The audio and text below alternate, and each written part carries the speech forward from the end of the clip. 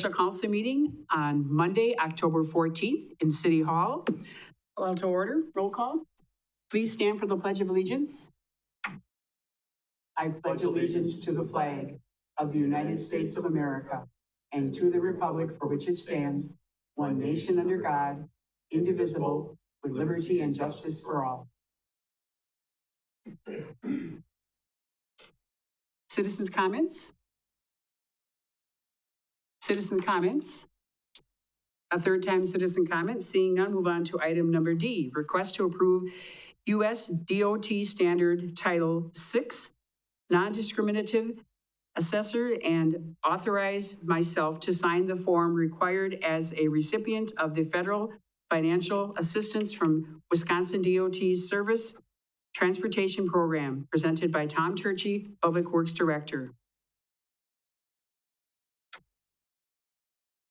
All right, on October 7th, we received an email from the Wisconsin Department of Transportation that all recipients of the Wisconsin STP Urban Program or the Wisconsin Surface Transportation Program shall sign and comply with U.S. DOT Standard Title VI Non-Discrimination Assurances in accordance with 49 CFR Part 21.7a. Enclosed is the document that was requested to be signed. This is basically is in compliance to make us within compliance of the DOT for discrimination standards, non-discrimination standards, and to allow us to receive funding for the various STP urban projects we are involved with. So I'd recommend approval of the U.S. DOT Standard Title VI Non-Discrimination Assurances documentation and have the mayor sign it on behalf of the city. We have a motion by Alderman Stauber, second by Alderman O'Reilly. Any discussion or questions? Seeing none, please vote. Oh, Alderman Stauber, right under the bell. Aren't you a lucky man? Long before the bell. During Board of Public Works, we talked about this document being under review by our legal team, just to make sure that current practices fall in line with the federal requirement. So that's pending. Any other comments, questions? Seeing none, please vote. Mrs. Spiros? Yes. That motion carries. Thank you. Thank you. Thank you, Tom. I will now relinquish the meeting to our, what would you call, Vice Chairperson, thank you, of Finance, Personnel, and Budget. Natasha? Uh-oh.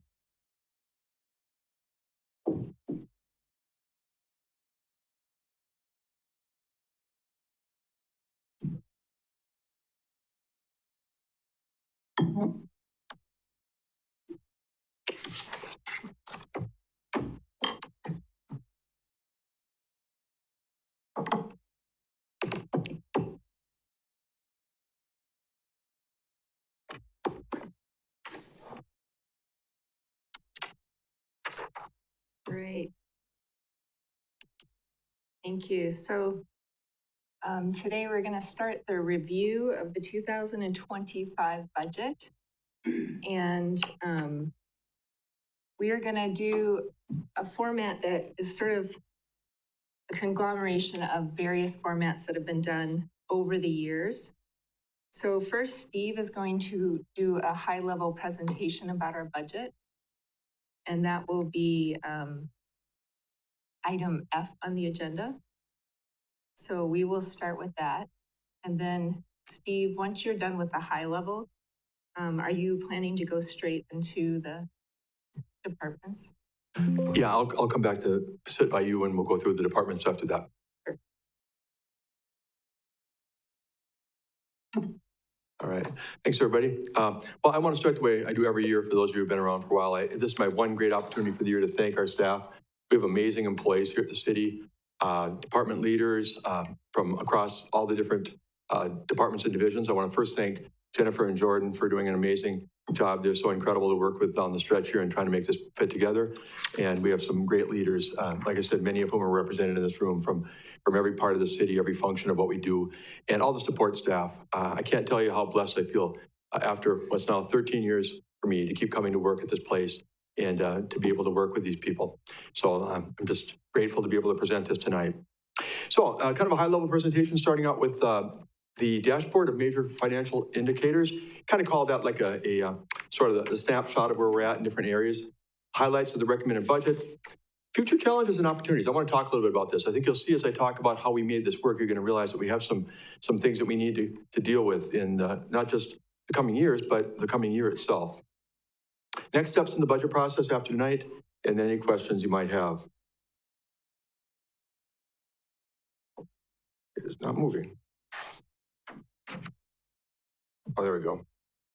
All right. Okay, so 6 quick categories that I typically use: debt management, general fund status, city's credit rating, active TIF districts, property values, and our tax rate. And again, these are just to give you an idea of where we're standing, kind of like a foundation, the basis for which we launch into the 2025 budget process. Debt management, we're going to be taking on new debt of $8,925,000. Remember now, that's higher than normal, but it does include $3.6 million in TID debt, which is a significant portion of our overall debt. For 2025, we will pay off a principal of about $5.5 million, and we'll be levying a little over $4 million for payment of our debt obligations this coming year. The city's overall equalized value jumped up to about $2.2 billion. Sounds like a really high number. It feels like you're talking to the federal government world at that point, but we've crossed the $2 billion line, and we are allowed by state law to borrow up to 5% of our equalized value, which for us would be $110 million. And right now we have about $48 million of debt. If we don't borrow any more for the final 2.5 months, that's where we'll end on 1/1/25. So we're at about 44%, what the state would allow us to borrow. There's nothing magical about what number, and a lot of cities, when I go to conferences, they're in the 40s and 50s. We've been closer to 60, going back maybe the better part of a decade. So we're really in a pretty decent place right now at 44%. The council did self-impose a 65% maximum. So even though the state says we could borrow up to $110 million, council policy over the years has stayed at 65% of that. And obviously we're nowhere near that. And then about a quarter of our general obligation debt is payable by our TIF districts, which is an indication that we're investing in our community. We're investing in growth and economic development, and that's a good thing. Our general fund status, the rating agency is the one we deal with the most, is Moody's, and they use us to evaluate how we're doing. They want to see about 25 to 30% of our general fund being unassigned general fund expenses. So in other words, 25% of what our annual is what we should have set aside. So if we have like a $26 million general fund expenses like we do this year, 25 million, give or take about 25% of that, we should be at or above that. As of December 31st of 2023, we were at about 26%, about $6 million, which is great. I say great because we were down around 9% back in, I think, 2019. We've come a long way since that. And our unassigned general fund balance is not being used at all to fill this gap. You may recall until about, through 2021, we were plugging the budget with a placeholder, sometimes not spent, but maybe $250,000, $400,000, whatever, to make the revenue and expenses balance. Some years we needed it, some years we didn't, but that's not a great way to do business on an annual basis. So again, for another year, we're not doing that. I mentioned Moody's. Our credit rating for bonds was A1 back in 2019 to 2021. A1 sounds really good. Sounds like the best you can do. It's really not. There's steps above that. In fact, after going down to A1 on us back in 2019, Moody's subsequently added a negative outlook, which meant if we were going to go one direction or other from A1, they thought it might be down. It might be a downgrade. Great work started by Ron Ullman, our former finance director, continued by Jennifer Selensky, our current finance director, in working with Ellers, and they've been wonderful for us in their years as financial advisor. We got the negative outlook removed in 2022, and we've improved to AA3 in January 2023. We've been there now for the better part of 2 years at AA3, which is a good rating. The next step up for us would be AA2, and very few cities our size, roughly 20,000, are able to get up to a AA2 rating. And there's a look at what the credit ratings are across the state of Wisconsin. You see that we are really kind of in the middle. We're in the ballpark, which is not a bad place to be. You look back, 4 years or so when we were A1, that's on the downside of the scale. We'd like to be A2 or AA2, but that's very difficult to achieve for a community of 20,000. We now have 9 active TIF districts. We added one in 2024. We dropped one as well. The TID 5, Mill Creek Business Park, was closed out earlier this year. Remember, we get to capture some of those monies now for our general fund. We also are keeping 1 year of TIF increment for affordable housing. We'll talk more as we go along about how we can use that. There's no deadline on that, but we've segregated those funds, roughly $430,000 to use for some purpose related to affordable housing in our community. 5 of our districts are doing really well. They're the ones that are more established. 4, which is downtown. 7 is Yellowstone Industrial Park. 9, where Forward Bank is. 10, where Marshfield Mall is. And 11, the southeast side down by Quick Trip near Highway 10. All doing well and scheduled ultimately to pay back their investment that we've made. The 4 newer ones, TID 12, remember we got the certified site status and added that to our Yellowstone Industrial Park. We still don't have a first development. Staff is talking with somebody right now that looks like they're going to be able to build here soon. Not a large project, but it will kick off hopefully some revenue coming in TID 12 to pay off the debt we've incurred by purchasing the property from UW. But we're still very hopeful now that we get referrals from the state, from WEDAC, that we're going to have something take hold and be able to see some development down there.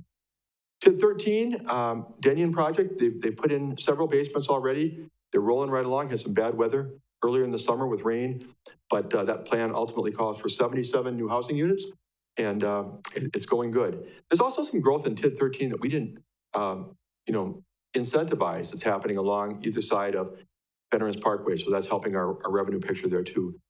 TID 14, we're still waiting for our first development. You remember Jeff Hill had proposed something, but ultimately couldn't make it work.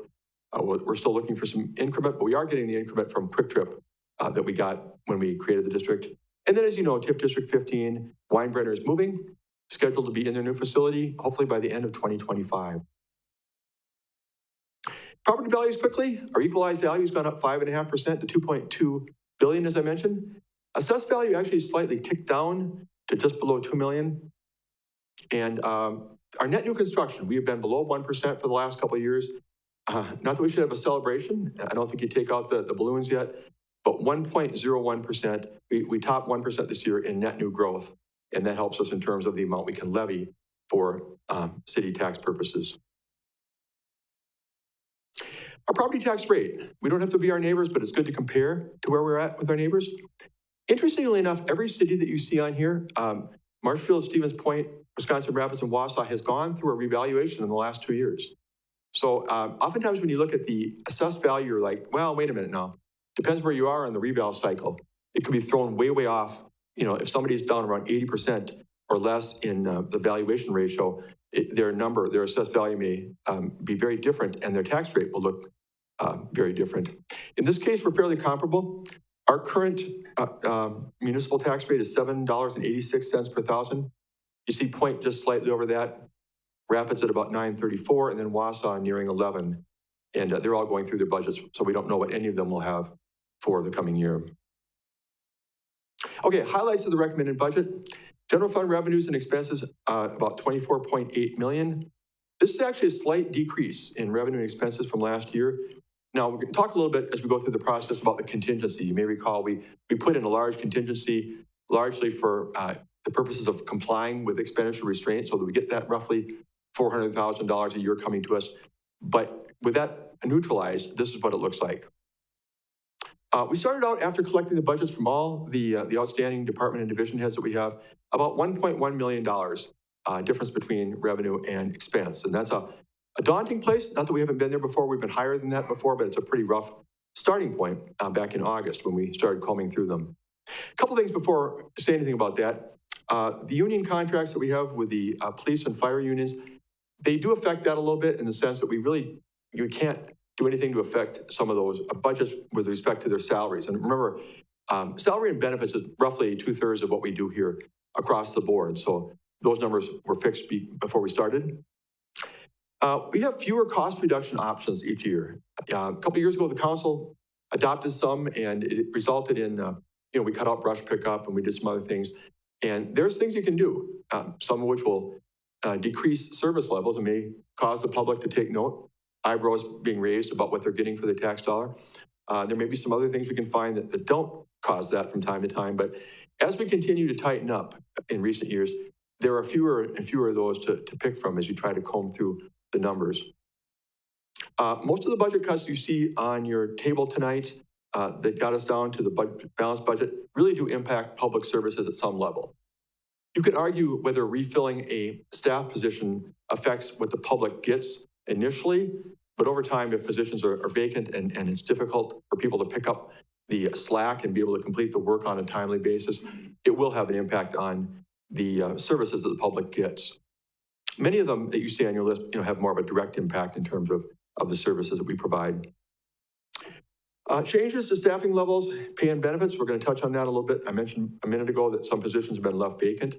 I'll talk about the changes we had to make, or that we did make, to the pay and benefits that our employees get for 2025. And then on that list again, reductions in many programs and services. Again, they're not massive. It's not like we're not going to have a taxi service, or we're not going to have a zoo, or we're not going to have an entire department or program, but you'll see things that kind of chip away a little bit at what we do, because it's hard to make the budget work without those types of reductions. So personnel and staffing levels. One of the things I said to the staff, the department and division heads here and others early in the process, we want to make sure that in tough times, we're protecting our core services, our core employees, our full-time employees. That does not mean that part-time employees are not valued. They absolutely are. They do a great job for us. This does not mean that interns are not valued. They perform great services for us as well. But when it gets tough, we want to make sure that we're treating, not just retaining, but treating our core employees as best we can with pay and benefits and the resources that they need to do their jobs. And that kind of played into what you see right here on this particular slide. So some part-time positions have been removed from the budget as a result. We're delaying hiring and leaving some full-time positions vacant. I'll go through those in a minute when I get to the overall list of cuts. And I mentioned vacant positions do ultimately impact service levels at some point. For our staff, if you may recall, we went through a market update with McGrath, and they bumped up our pay rates with your approval a fair amount. We don't want to fall behind, and so I even hate to say this out loud, because the consumer price index right now is 2.5%. So in order to keep up on the plan that we adopted back in the summer, we would need to increase the wage scale by 2.5% in addition to the step increases. Well, if you do the math, that would be roughly 5%. And it was just really difficult to make that work. I'm not sure what the answer is. I don't want to find us falling behind again. I don't want to see the council in 2027 talking about another wage study. That's not fun. But to make this particular budget work with the revenue that we had as it stands today, 3.5% is what employees will get. We don't have anybody outside of the step system right now, above the top of their range. So everybody would get their steps plus the 1% for a total of 3.5% if this gets passed the way it's presented. We're fortunate.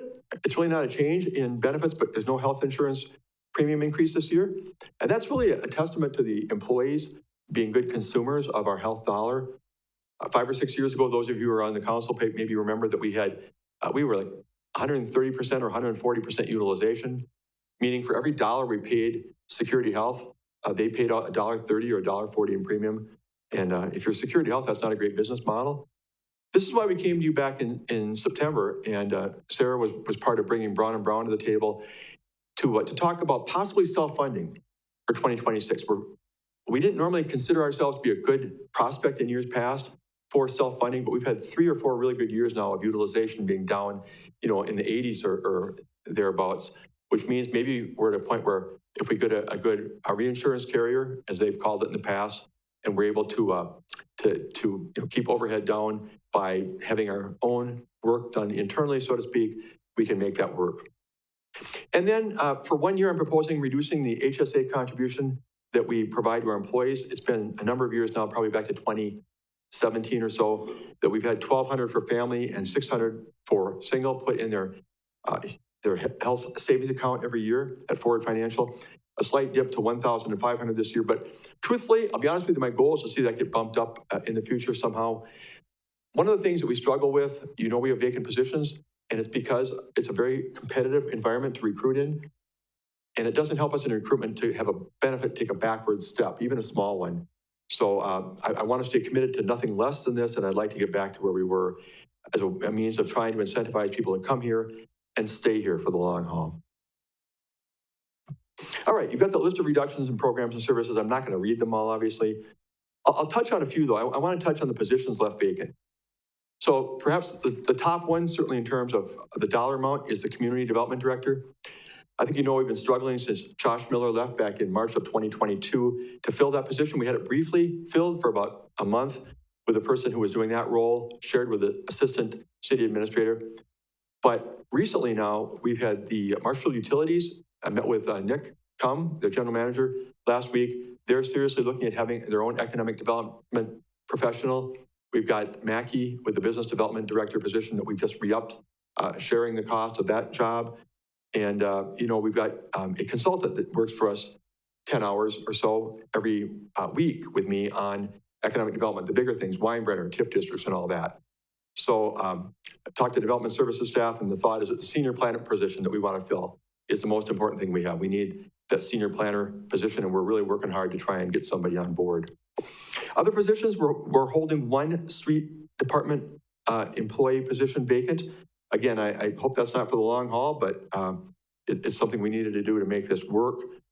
We're also holding the position of civil engineer one that we've been having a real hard time filling, to where we're going to delay. We're looking to get that filled by June 1 of 2025. That's an important position. They're all important positions, obviously. But if we don't get the right staffing in that department, we may have to look at consulting for some of our services. And that might be okay in some sense to get MSA or some kind of outfit like that to work for us. But there's a lot of questions raised when you're not able to do the work internally. So that'll come up. Library has jumped in there. They're looking at reducing staff to make their level of budgeted request work, or the amount we're looking for from them. And I thank them for that. A couple of part-time positions that are vacant. The document processor positions are both going to be vacant. A part-time position in the clerk's office will remain vacant for the time being. All those added up to what you see there at about $300,000. I put an A in parentheses. I was going to lay them on the bottom, and apparently I didn't. Fire and EMS is looking for 2 firefighter paramedic positions. They're still trying to get back to where they were back in 2021. And we've got 1 position added this fall, but looking at other options on how to fund that. Like to have included that in this budget, but simply couldn't make it work given the tight dollars that we're facing. Then you see a lot of them down the line. You see some public works services, a lot of park and recreation items, some of them smaller, but they're all about different services that they provide and maybe trimming back where they can. And then down to the bottom, you've got some requests that were submitted to us by department heads. They were never even in the original budget because they were just out of what we felt we could even address at that point. But they're all important, and they add up to roughly $1 million of things we wish we could do, but the dollars simply aren't there.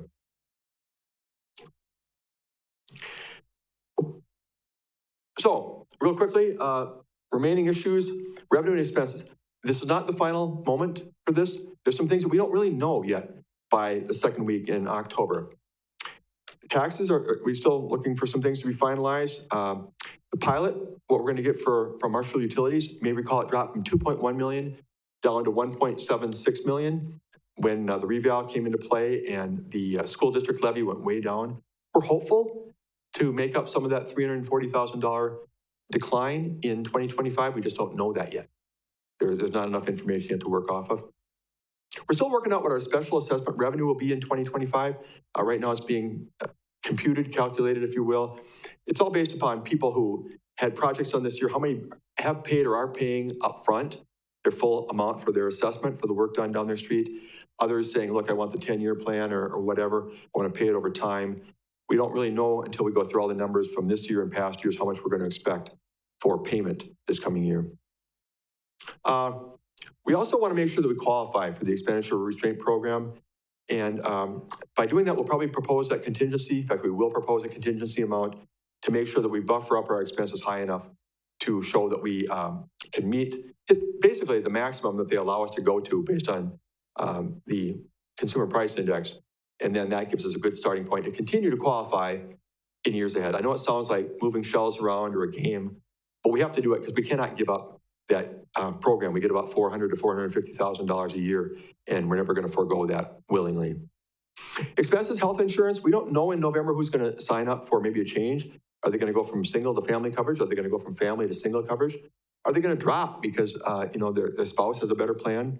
Are they going to add because they've been not insured by us and they want to join on with our plan? Those are always kind of caveats or kind of wild cards. Property insurance renewals, we don't usually get those for another month or so for all the things we have through workers' comp and liability and all that. I mentioned the contingency for expenditure restraint. Fund 205 if we have to buy back any additional of the Daniels Edition lots in 2025. Utilities has a grant to replace lead service lines, and that will play into whether or not monies will have to be spent there and the revenue that comes in for that. Fund 401, we have some capital projects that have not been finished or may not be finished by the end of 2024 that would be carried over into 2025. And then Jennifer and her staff are working on the final allocation of the ARPA funds. They need to be accounted for as we end 2024. So this is a page I really want to focus on. And I know I've talked for a while. Thanks for your patience. But when this is over, let's say you embrace this tonight and say, Steve, it's all good. We're done. Bye. It balances at 24 million, the number I read. That would only be part of the equation, because I think as we're going to future years, we have some things we need to deal with, and I want to start dealing with them with you right after this is approved, whenever that is. Probably December, at least at some level, and then really, really after January 1st again. We want to get going on developing a 5-year strategic plan. We talked about that at the last meeting, something that will guide us as far as what are our core items, what's our main mission, when times are hard, what are the needs versus the wants, identify desired service levels.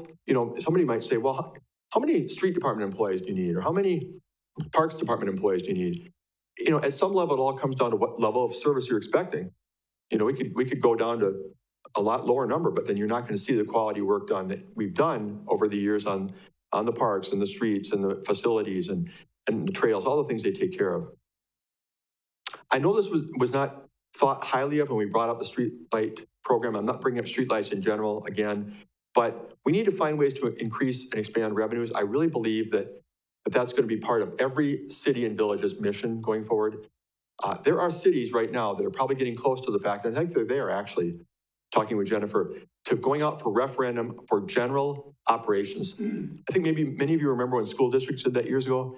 You always think of a referendum for special projects, a new middle school or something like that. Well, school districts have been going out for referendum for general operations for a while, not cities and villages, and I don't think we're far away from that moment.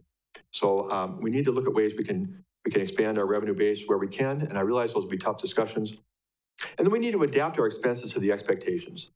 If you decide ultimately that we can get by with fewer park services, fewer recreation programs, fewer, I didn't mean to pick on that department, but anything that we classify as a want and not a need, and we could trim it back, whatever that might be across our various functions that we perform, that needs to be looked at then. But we want to make sure that the resources are there to do whatever it is you're expecting us to do. So challenges, I just noted that the infrastructure needs keep growing. Citizens' expectations keep increasing, and I think you know that. No matter how much people pay in taxes, they still want more from us. Recruitment and retention is a big deal. Sarah and I talk about that every week. How can we get and keep employees in a competitive environment? And then we have an election coming up for president. We have Senate and House elections. We have any number of things going on in the global economy that we don't control, what the Fed does, for example.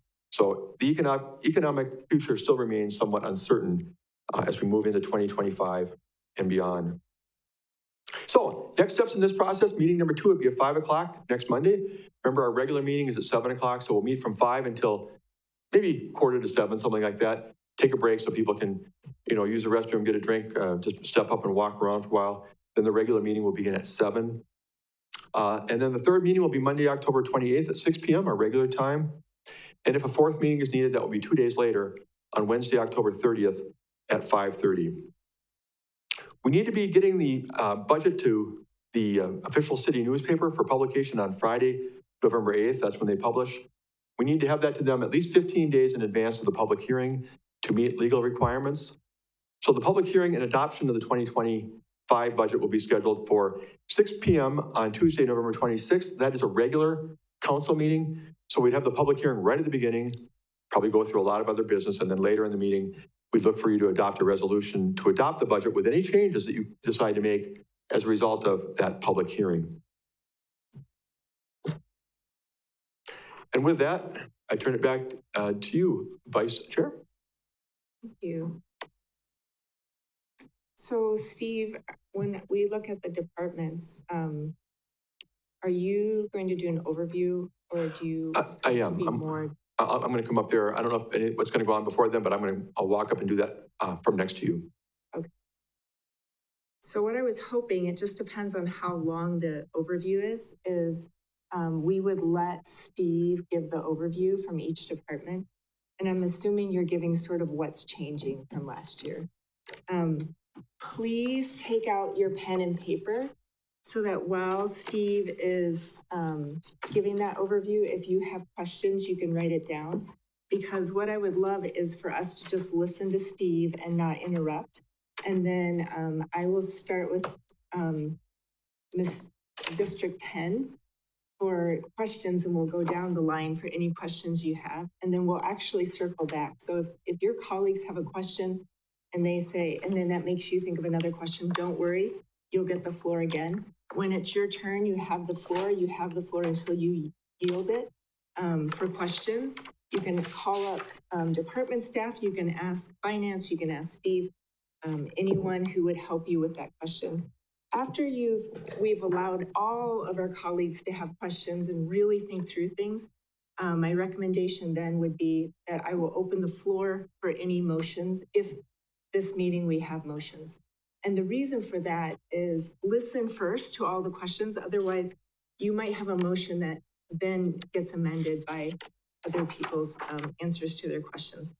After that, we will go to the next agenda item, which will be requesting information. So you're going to be tempted during your questions and during your motions to be asking for that information. Just hold on, write it down. That's when you're going to be asking staff to bring stuff back to next week's meeting. Of course, it's only information that they can get in a week. So we can't do a massive survey. They probably don't have time to go look at things between different cities. Just what they can get would be great. So Steve, we will open the floor to Steve, and please write down your questions. And once he's done, then District 10 will be the first to ask questions. Thank you very much. I appreciate that. And I'll be working on the written book, the document on paper. So I maybe will try and cue in by looking at you, Natasha, to see what page you're on as far as making sure that we're talking about the same pages if we look at some questions and concerns at some point. I'm going to start out with general government. And before I do, I just want to say that, in a lot of years, I've probably said a lot more than I'm going to say during this because, if you have an increase in the general fund expenditures of 3 or 3.5% or something, there's a lot of differences from 20 whatever to the next year.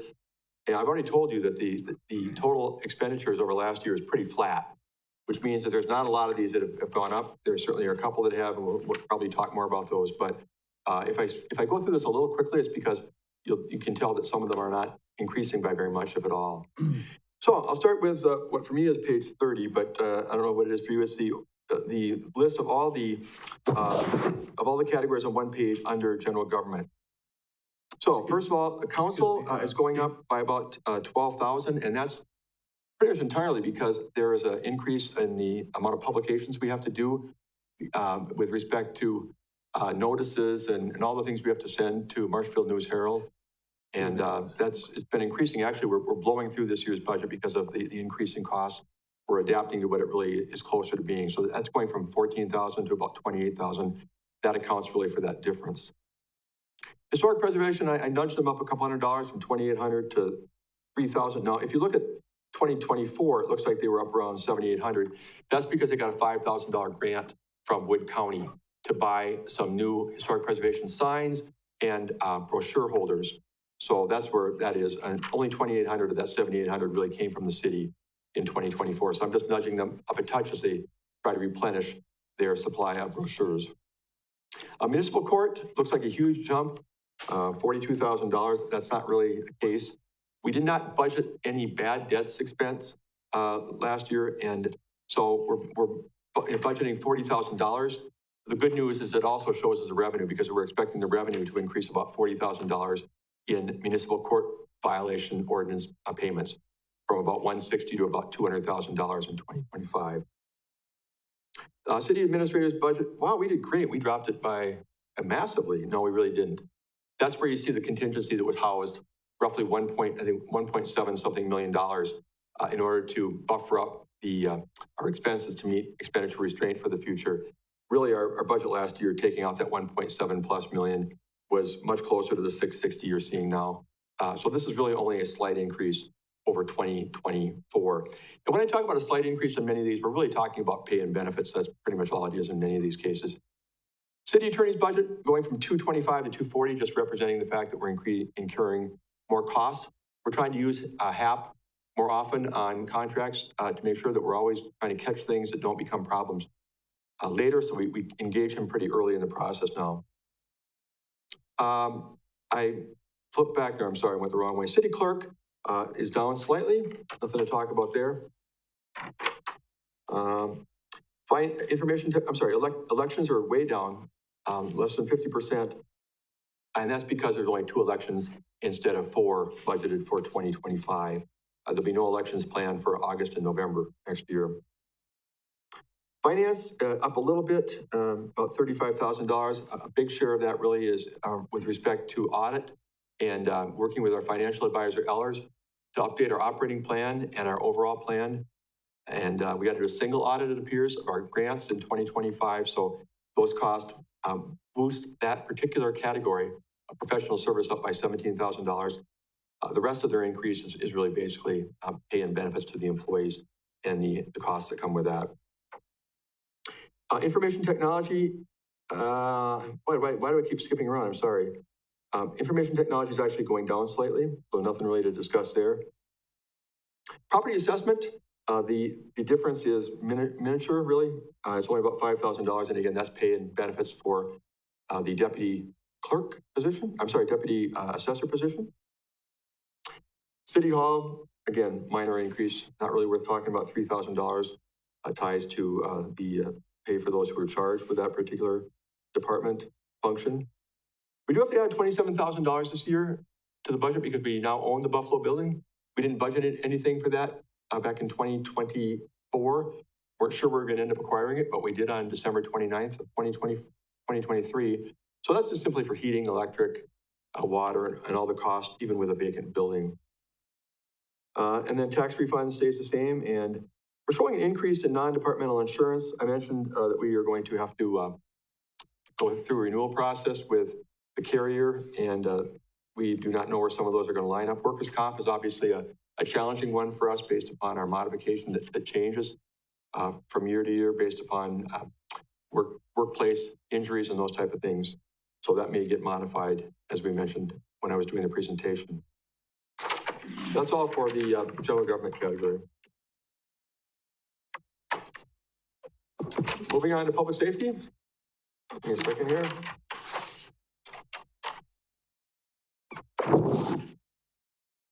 All right.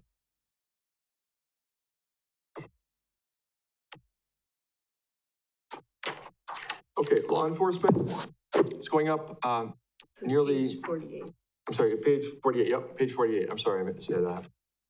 Page 48, law enforcement, going up just a little bit below 300,000, as you see there.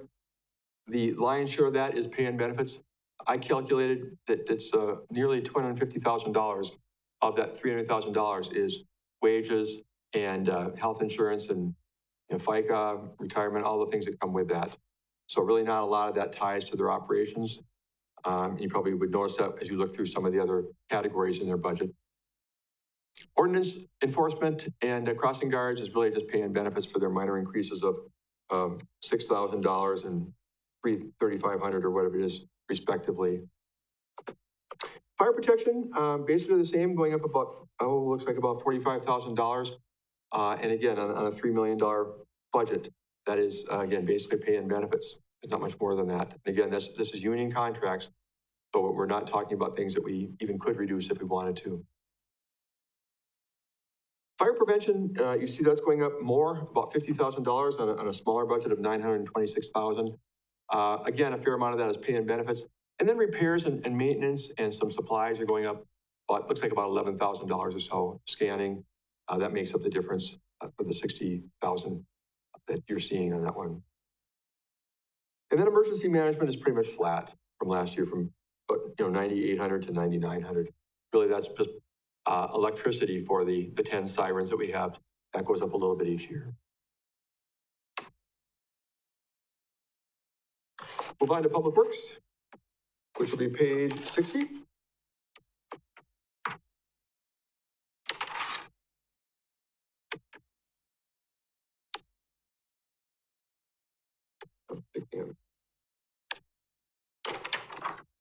All right, Public Works Administration.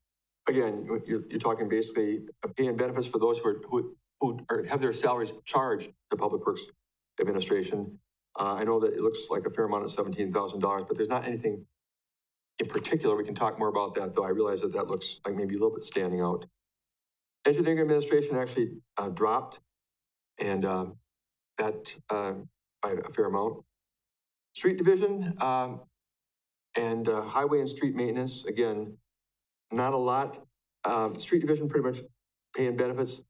Highway and Street, you see a little flip between that and snow and ice control, and that is because of the way that they treat the motor pool charges.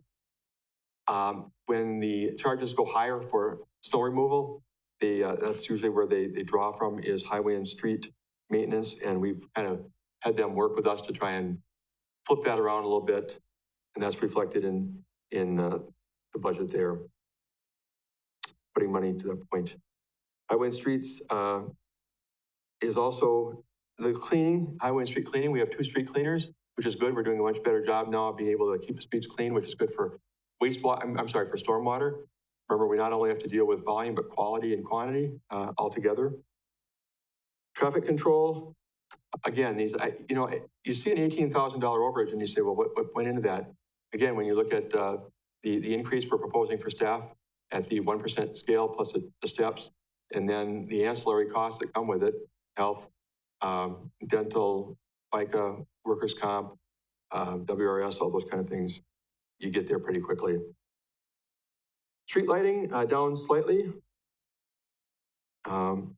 Sidewalk maintenance and storm sewer maintenance, and parking facilities for that matter, and airport for that matter. There's really nothing, I'm not trying to be flippant, but nothing really changing enough to raise much of an eyebrow in any of those. Refuse and garbage, we're showing the same amount as last year. We have a contract that we operate under with our provider, and recycling a very slight increase of $4,000 in that department out of a $395,000 total budget.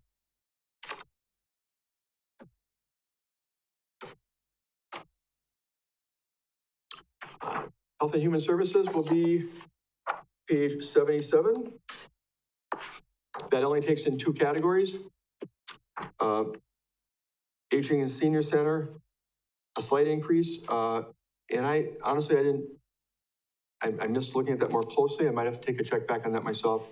That really just generally reflects the cost of who's being charged to it with their pay increase and benefits and some minor ancillary costs with supplies and any maintenance.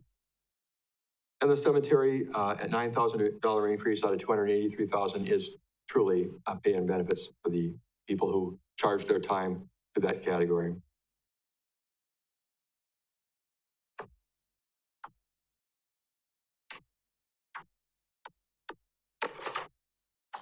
Culture and recreation.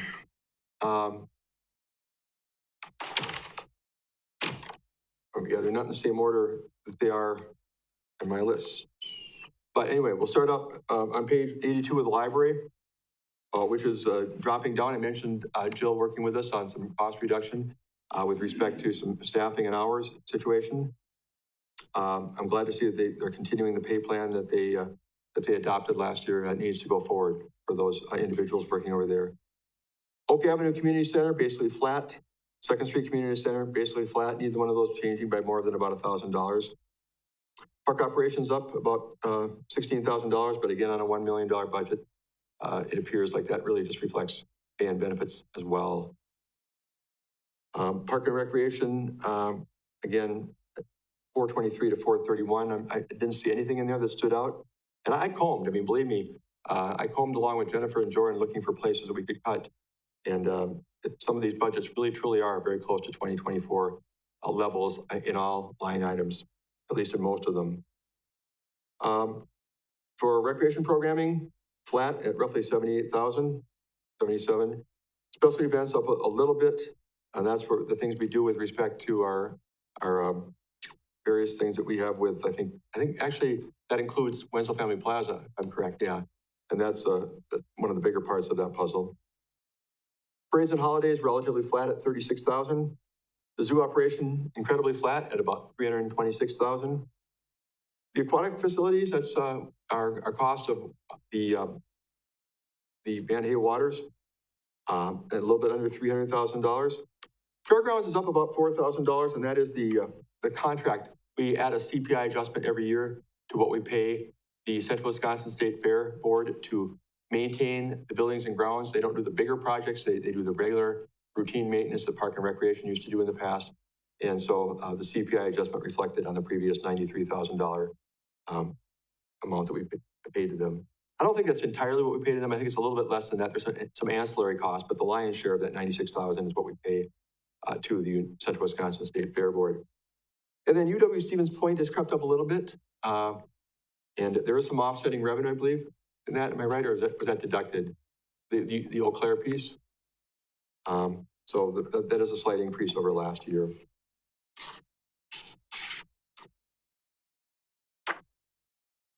Moving on. We head to, if I'm going to the right place,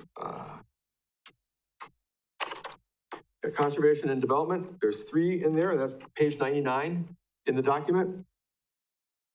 And that includes industrial park operations. That's fairly minor.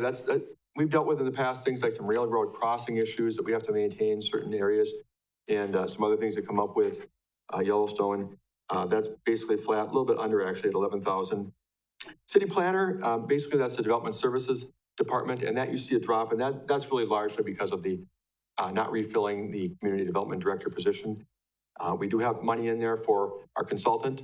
Whether it remains Cedar or becomes somebody else, we need to pay someone to help with the bigger projects with TIF districts and larger employers that we're trying to incentivize to stay here.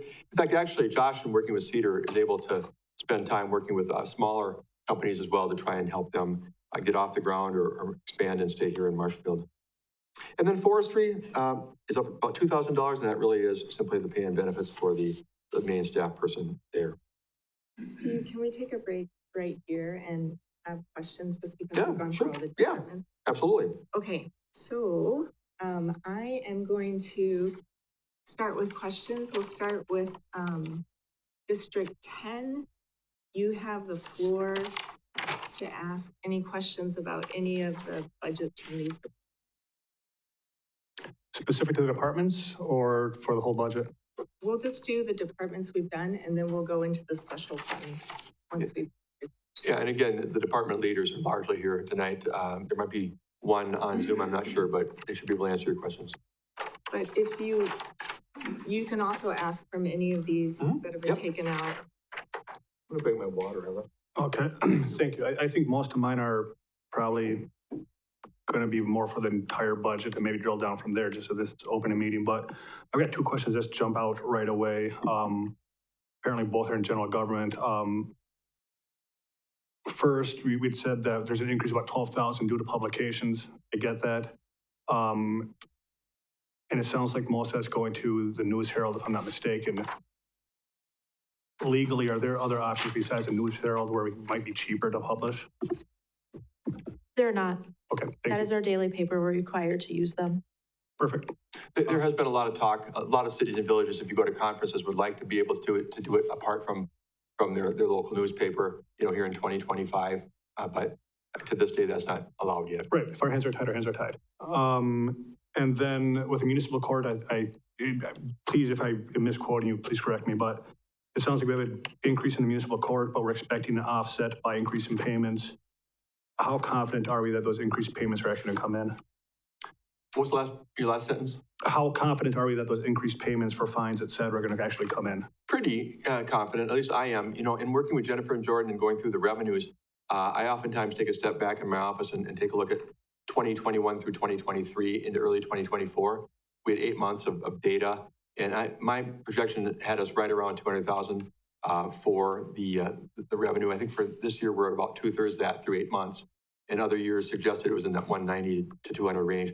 I feel fairly confident, but it was a great catch by finance to realize that we had not budgeted for bad debts expense. And we do have people obviously who don't pay, and we have to rectify that at the end of the year. So that was kind of a wash. Right, okay, thank you. That's it for now. All right, Mr. O'Reilly, District 9. Thank you. Steve, I'm just wondering if you could explain a little better the breakdown on what you're doing with the wage increases and where we're talking, what was it? 2.8% to 1% and how that works with our STEP program. Yeah, initially, good question. Initially, when we started doing the budgeting, we were using 2.8% as our increase for CPI.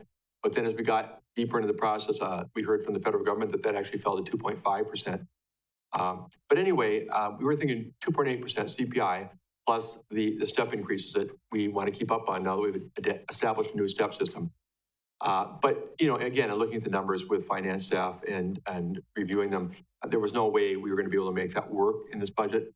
So we talked about different ideas. We talked about just giving a good percentage increase and leaving the steps alone for 1 year, not advancing people in their steps. That would have been an alternative. But at the end of the day, I kind of felt it was best to give an adjustment of some type to the scale. We don't want to see the scale remain flat, or we're going to fall behind our comparables even faster. But at least to do a 1% increase in the scale across the board for all the different jobs that we have, and then to keep the steps going. I don't want to see them drop. Some people fell from, you know, step 7 in the old system to step 2, and I get why they did. I mean, but they're improving in their proficiency. They've been here for a while. We want to make sure that they're moving forward. That's how I came up with what totals 3.5%, when 5% really would have actually been called for if you look at the plan we adopted back in the summer.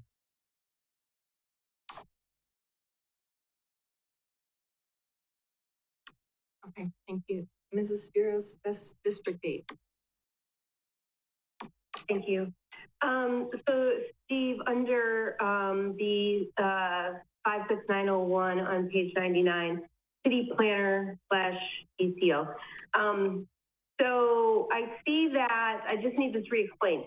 So I see that the original 2024 budget was 656,000, and then we revised it. We didn't really change the revision. The actual came in at 369,257, which I'm understanding is because we don't have a permanent city planner wage or their benefits. Is that correct? Or the director position, correct. Okay, and so then, why did it go, why is our projected budget back up at 656 and then your recommended budget 579? Is there a plan to replace one or both of those? Are you waiting so many months to replace? What's the situation? I'm going to let Jennifer handle that. She's at the podium right now. Okay, so this is kind of a little issue with how our system calculates what we put into it. So what we're looking at, your 2024 revised budget was $656,000. That 2024 projection assumes that we're spending everything. If you just go one column over to the left, the 2024 actual is at the time of this printing. So we're not all the way through the year. So, okay. So that would equate to adding in the rest of the year plus the city planner to get us to the 579 that we're looking at for 2025. And keep in mind one more thing too, is that even though we're not paying a city planner and we're not paying a community development director all this time, we are paying 2 consultants, Bryce Hembrook's firm, SEH, and Josh's firm, Cedar Corporation. So we're incurring some cost that offsets those salaries. Okay, so I understand everything you guys just said, and I realize that. But again, going from the actual amount, the 369, which is up till October, and then the recommended, you're jumping up to over $200,000. So again, why did we go up over $200,000? So is that planning hiring one of those 2 positions? Why is it up $200,000 from the actual to the recommended? I'll take the first part, and then maybe, I see Jennifer's still at the podium, but the senior planner position will be for the entire year. That's true. But when you look at the actual, realize you said October, this does not run into October. In fact, I'm not even sure it runs through, does it run through September? Okay. So, we've still got at least a full quarter left for that to get into the 500s. But I don't know if, Jennifer, if you heard the question or not. Rebecca, you might find more details on page 101, which goes through the line items for the function of city planner / economic development. So you'll see that where we're budgeting pretty much the same number of permanent that we had in the revised budget for 2024 and 5. And then some changes along the way have to do with when there's vacancies, we always assume the highest level of health insurance, even though they may or may not take that level. And then there's some, you'll see that professional services we've taken those down to accommodate for having a full-time person replacing SCH, which provides some of our consultant services. Is there anything else on there that's looking like you need more clarity? No, I guess okay, so what, I hear everything you're saying, but here's what I'm confused about. So going back up to page 99.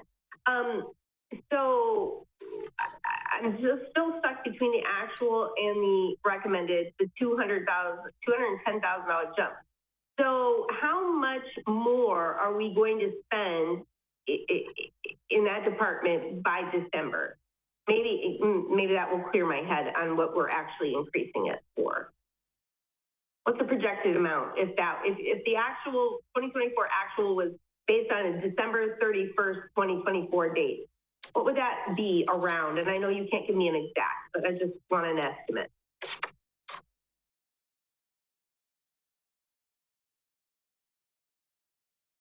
I guess it's hard for me to do that without knowing exactly which heads are being counted in that actual number. Is that something I can bring back to you as a follow-up?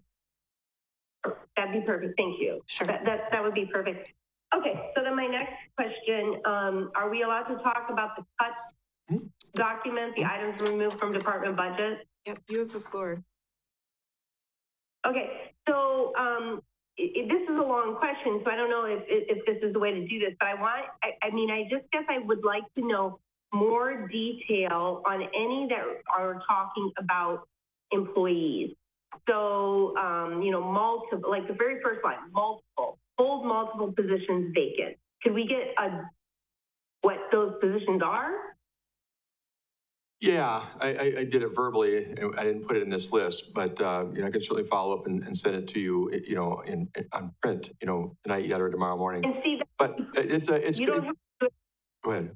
You don't have to do it right now. If you could just detail this list a little, put bullet items under it and resend it before the next, I would be satisfied with that.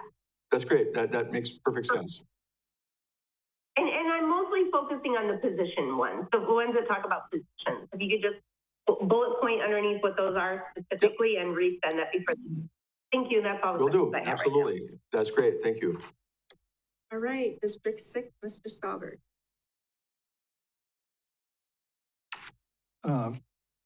So Steve, I had some questions during your introduction and some of them you answered, and I just wanted to back up a little bit. So you told us what the scenario or the situation was for 2025.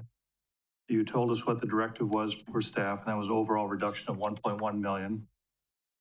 And process thereafter, I guess, just so I understand, you basically leave it up to the department division heads to prepare a budget with, I guess, what exact detail regarding the reduction?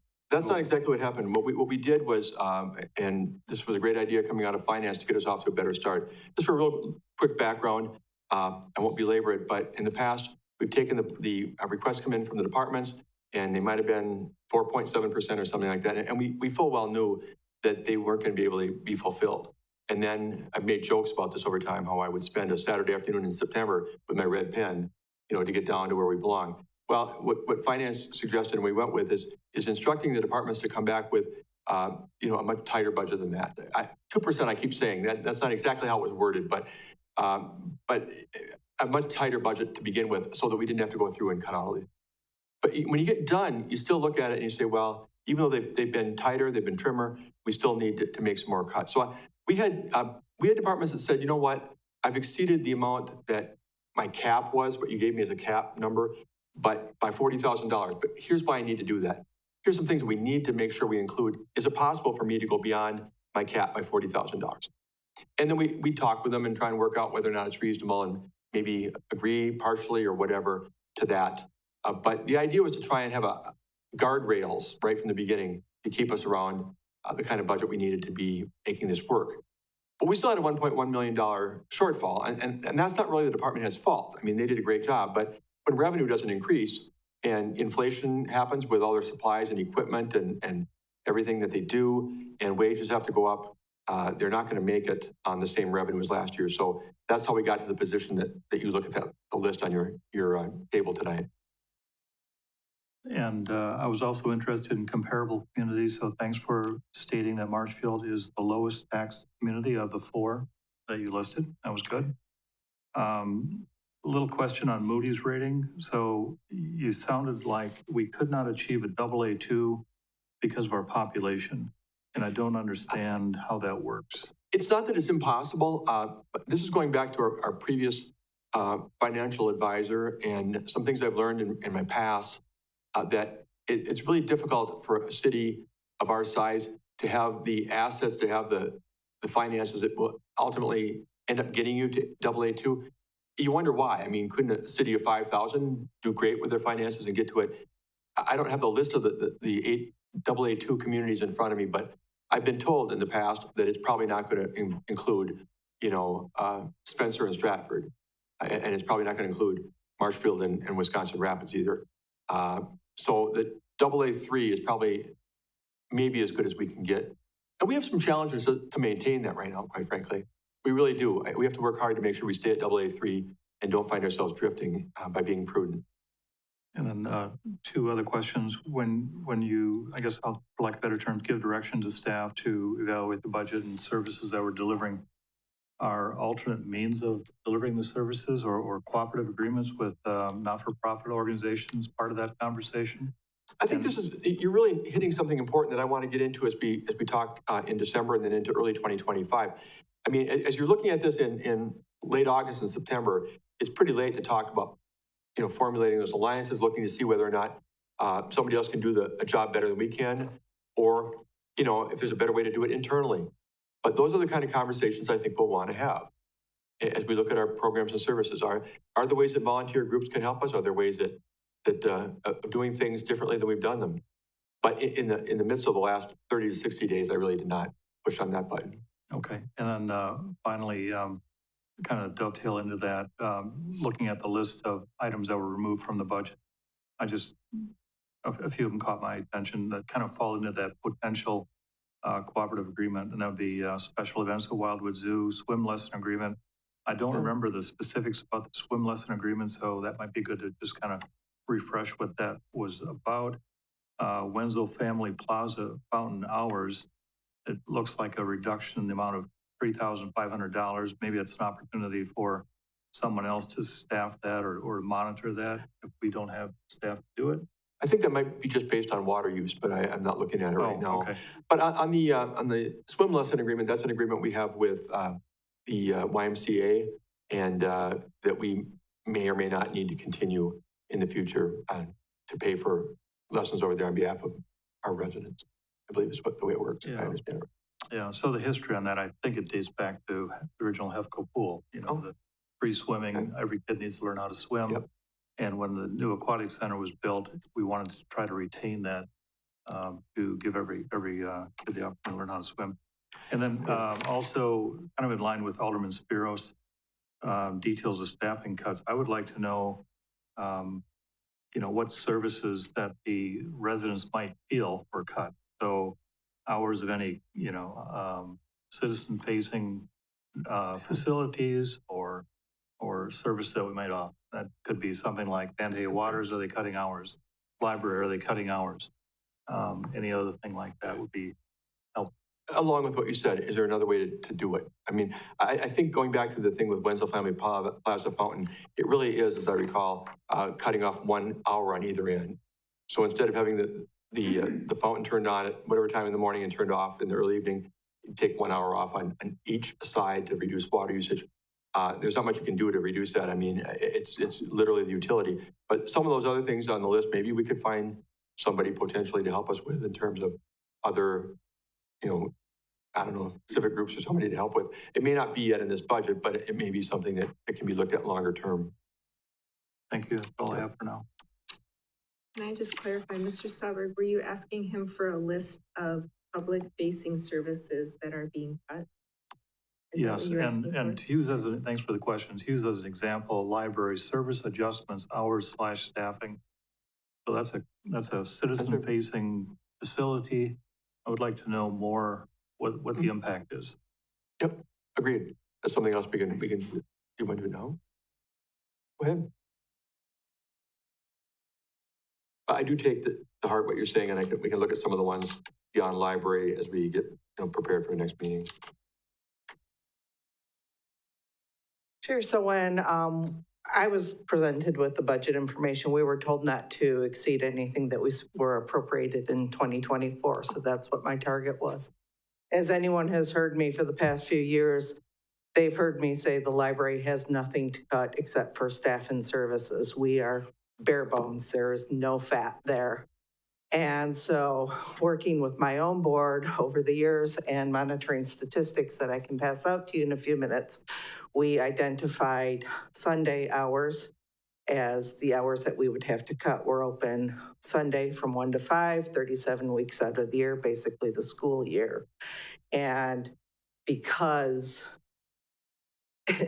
all of our open hours are tied intricately to the staff we have on premises, this would also mean one full-time staff person will need to be cut. But if you'd like, I can hand out the statistics that we use to make the decision. Yeah, that would be helpful for me. I would like to see that. And what you'll see on that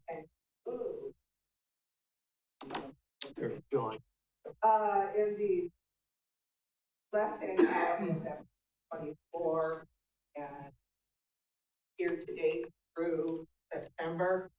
And in the right-hand column, you'll have our 2023 totals. And that includes date counts by the hours that were open, and also our door counts, people coming through the gates by the day of the week. And you'll see that Sundays are definitely the slowest. Sunday hours have always been pretty sacred to me in terms of libraries, because it really is the creme de la creme of libraries that can offer Sunday hours. And they mean a lot to people who use them, whether or not it's families where it's the only thing they can do on Sunday after church and they come in as a group. One of the stories I recently heard from a person who said that they were so happy we were open again now that we're in our fall school hours and Sundays are open, that they foster children, and the library is one of the few places they can come on a Sunday and have the parent interaction with the child while they can be in the building with them, because otherwise they end up at a fast food restaurant and buying meals for everyone so that the foster child can meet with their parent once a week. And so it's pretty important. I mean, we're gonna definitely lose something and feel it throughout the community, but we don't have an option at this point. I can't cut our ILS. I can't cut the items that we buy. It doesn't make a dent in our budget, so. Any questions? No, if I could. Right, thank you. Thank you for the, Jill? Mhm. Do I have the floor? Yeah, you still. Okay. Thanks for the data. Uh-huh. Two thoughts go through my mind. One, I've used the word benevolent organization. Sometimes Marshfield, we need to think about what is our core requirements and what are the things that are nice to offer. And when I think of Meals on Wheels and we're doing that at a loss, that to me kind of is a question mark. Like, yeah, I appreciate the service, but should we be doing it as a loss? Just an example outside of the library. And I think, just knowing about the foster meeting point on Sundays, that's a great thing. And I'm wondering to myself, could that be accomplished in some other facility through some other organization? Just a side note. But what really, I think, hits home with me is I look at these facilities as former projects. And I maybe stated this publicly before, as other, private-public projects that a lot of people have sweat equity in to make these buildings and facilities come to fruition. Library, Van de Hay Waters, and it's a lot of heavy lifting, a lot of work, but we can't optimize them for some reason. And I haven't spoke with any of the major donors, so I don't know if they really care that we're not able to fully utilize these facilities, or that we're cutting back on these facilities. But it just it strikes me that when we go into these ventures and ask for participation, and then we turn around, 3, 4, 5 years later, no fault of yours, I'm just saying, as a general observation, that we have to throttle back a little bit and aren't fully utilizing them. Then it kind of like, okay, you can only go to the well so many times, and it just doesn't seem to be going in the right direction. So it's kind of a personal commentary, I guess you could say, and just the bigger picture. But thanks again for the data. Okay. Appreciate it. I just want to echo again that, I think that I'm not saying that something can't be done yet in the 2025 budget on the kind of thing you're talking about, but it's really the kind of thing I'm picturing being part of the discussion as we get into the end of the year and early 2025, and talking about the services that you definitely want to see continue, that are important to our citizens, that they really enjoy and they want to see happen in the future, and then how to make those happen. And maybe there's a place for maybe civic groups or volunteers or others, and we have to tap into that. Sometimes there are, sometimes there aren't, depending upon the type of activity you're discussing. But I think that we can certainly explore all that.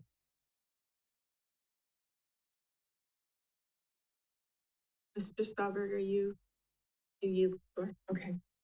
District 4, Mr. Marshall? No, thank you, right at this time. All right, District 1, Mr. Fire?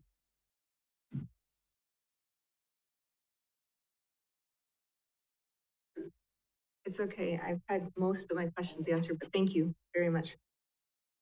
Okay, we're going to continue on. Please remember that you will have opportunities to ask questions again.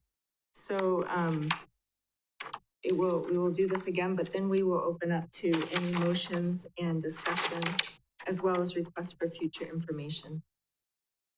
Okay, thank you. I'm looking at, I kind of jumped around a little bit myself, but I think we've covered, and correct me if I'm wrong, everything on the first 2 pages and the top of the 3rd page. Is that correct? We Okay. are now at, So we're into debt service, which is on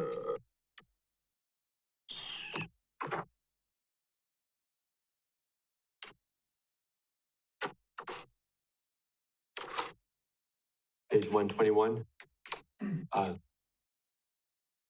Jennifer, would you be able to touch this one?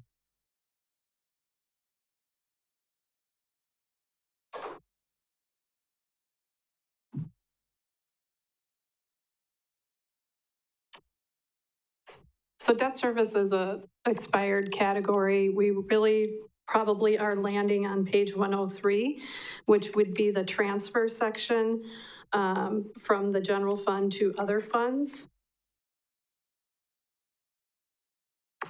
Is that something you need me to cover in detail, Steve? Ken, yeah, if you're able to.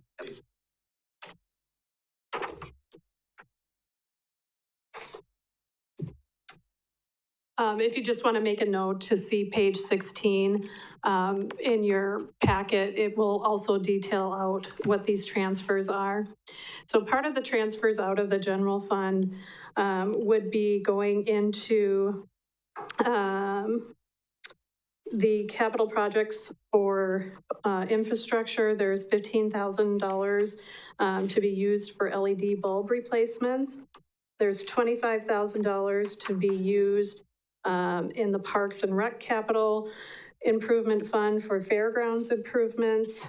And then there is a $50,000 transfer from the general fund into the public safety capital improvement, which would be representative of the city and a partner's contribution to the training facility for the fire department. There is also a transfer out of the general fund for $78,000, which covers our taxi service gap between what is funded by the state and the federal government versus what we spend, estimating that to be $78,000 in 2025. And then lastly, there's just over $100,000 transfer into the EMS fund for a firefighter recruit position there.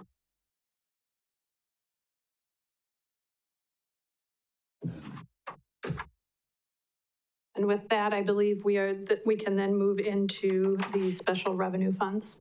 Yep. Okay. I'll start there, and I'll look for help if I need it. We took page 107, which is the room tax. You see that we've been, really ever since COVID wound down, we've been seeing increasing revenues from room tax. It's an 8% charge that is levied upon people staying in our lodging facilities. And the revised budget for this year was $550,000. We're now projecting $700,000 for the coming year. Under the current agreement we have with Visit Marshfield, they get 70%. We keep the other 30% for park and recreation improvements. State law does support that. This is a 5-year agreement we have with Visit Marshfield. It actually ends in 2025. Well, I think it ends in early 26, but we're going into the part where we have to decide if we're going to renew or make any changes to that agreement. So anyway, we're showing $210,000 being available to us for park projects and those types of things. 204 housing grants. That is the program that we've operated for the resident. You want to take that, Jordan? Thank you. So I'm the lucky participant that gets to go through the CDBG housing loans program. We've done a compliance review on this just recently. These are loans that were handed out all throughout the early and late 80s and 90s. And all through, several up through here through the 2000s. They're for low and middle income class housing projects, usually to fix up homes to keep them on housing stock. Much of this money was federally and state granted. And this is basically the picture of a grant that just lasts forever. So what ends up happening is we've granted this money out. People have kind of fixed up their homes, but we're waiting payback. And those paybacks don't happen very often. They happen very slowly over time. And so we need to continue to keep this fund open until those paybacks are done. So since we've done some resolutions to close this program and give that money back to the state, I'm thinking you guys are familiar with those resolutions that were passed earlier on this year. We still have to maintain the existing loan balances. Once we get the paybacks, we have to pay that back to the state. We get to keep $250 worth of admin expense coverage, and that's it. So we have to maintain these for the life. The reason why this fund exists and needs to maintain is until those are completely gone. We wanted to close this program so we didn't add to that stock and have to continue this program out, as well as fund it with our own dollars plus consulting expenses that were added to it. So I feel like it was a decent move from the city, especially if the state is willing to take it back and do it by the region. So these programs are still open. Anybody can apply going down to Juneau County. They just don't apply through us. They can apply if they're in Wood County, if they're in Marshfield. The program still exists, but by all means, please use the resource in the region.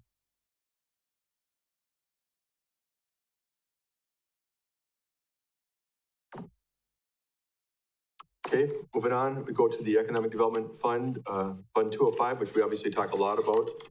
And that's on page 109, I believe, it starts. See, actually, it does involve a lot of different things. The things I generally focus on is a transfer from the Enterprise Fund. We will be getting $300,000. We're anticipating $300,000 from Marshfield Utilities coming in to finance the things we want to spend. You know, we just went through this at the finance, budget, personnel, and council level. We've allocated the $300,000 now to projects involving, Mackey with the business development director position, Main Street, pickleball, a number of things, including money for our own economic development purposes, which we're going to use for the senior planner position offset. You see down in the 56,730, the parts that tie to those operations. And the dollar amounts are higher total than I was thinking, but it's expenditures from that fund. There's some other things that are committed to come out of that fund, I believe, as well. Yeah, could you take that, Jennifer? I'm sorry I didn't talk to you earlier. I mean, I'm fully up to speed on the things that from the utilities dividend, but this is obviously more than that. Okay, so under the 56,730, that $97,000 represents part of the donation to Mackey and professional services for West 2nd Street development. The $6,000 grant is for Mackey and the planters. The $30,000 is for Main Street. And then there's $81,849,000 in there as a carry forward of existing facade grants that we have in process right now that may or may not be finished in 2024. So if we are requested to reimburse those folks in 2025, that is the amount of potential facade grant carry forwards. And then we also have down on page 110, there's $30,000 going to the Parks and Rec Capital Project Fund for pickleball. And then there is a transfer to the general fund in support of special events, salaries and wages, and then general economic development activities in the general fund. Thank you, I appreciate that. Especially, I totally blanked out on the facade grant. Thanks, Jennifer. Of course.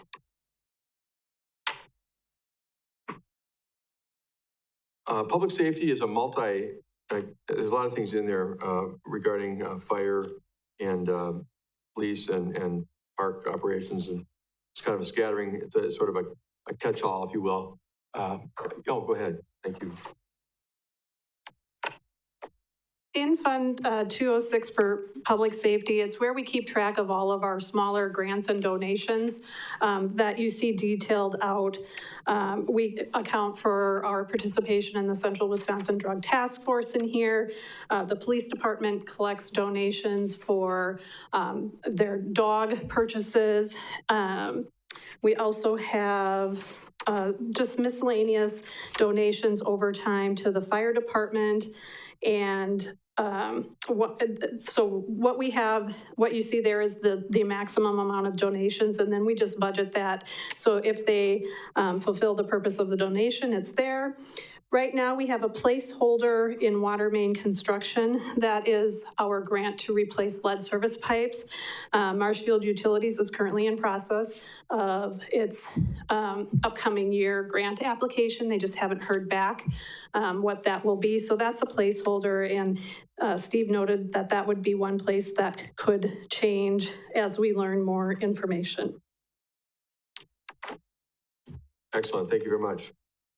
Next item is Business Improvement District. This is, for those of you who maybe aren't familiar with it, I think maybe most of you probably are, but this is where the downtown property owners actually tax themselves, so to speak, for the betterment of the downtown area. The money is collected. It doesn't have to be given to Main Street. It generally has been historically, but it's for things like programs and services and physical improvements. Could be planters, could be benches, could be festivals, whatever is going to make the downtown more attractive, vibrant, and successful. Historically, most of the years I've been here until real recently, it was a $66,000 flat amount, and they backed into the tax rate, based upon the total value of assessed property. But now they've gotten approval by the bid board to increase that, and they bump it up now to $80,000 for the coming year. And those monies are used, like I said, mainly for Main Street operations to do what they do. Questions? Jordan, would you mind maybe touching, since you're involved in it to a fair degree, on the shared ride taxi fund? Yeah, so I try to budget this one as, this is a federal, state grant and local partnership. It's for the white vans that are Marshfield Transit.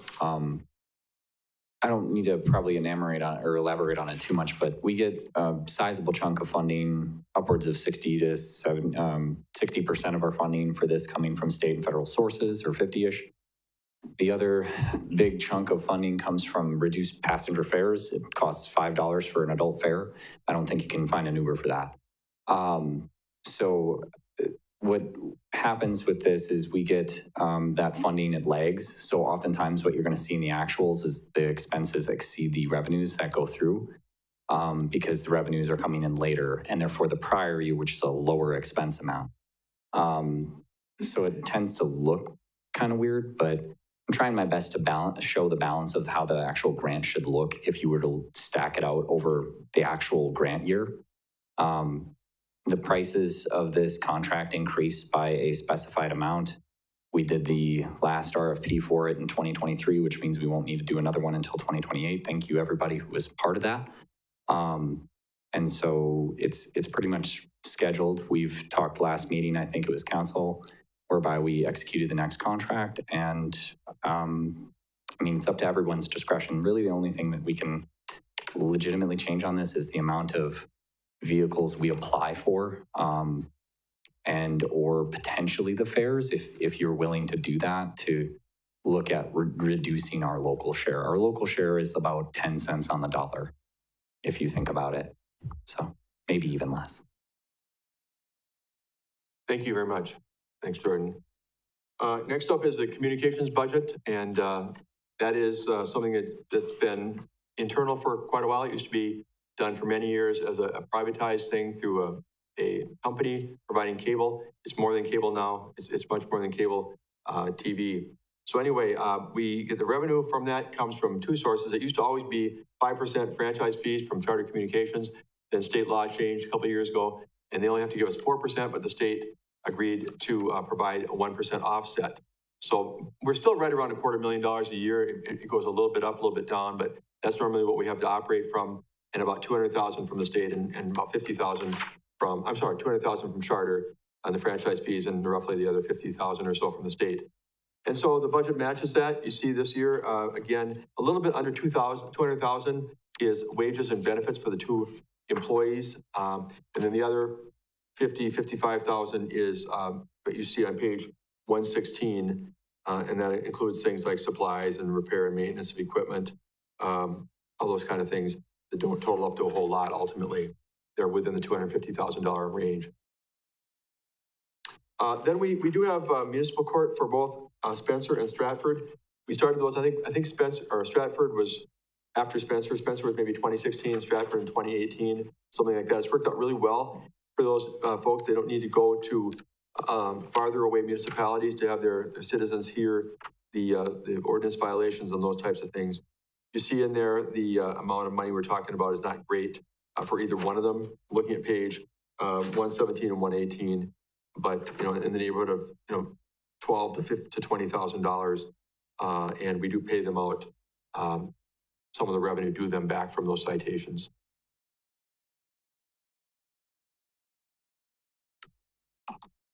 I think, Jennifer, you kind of touched on the debt service fund already, didn't you? No, you didn't. Okay, I'm forgetting where you went with debt service earlier. No, you didn't. I'm sorry. Did you take a look into that?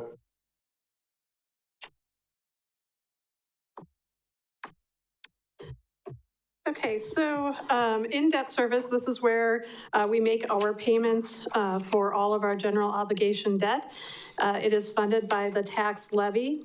Somewhat new to our debt service fund is we have beginning with 2023, we have set up special investment accounts to invest those proceeds until such time as they are spent.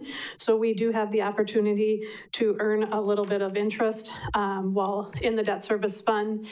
This is very much an offset to the cost of, we can reduce our borrowing a little bit by what we project to earn in interest.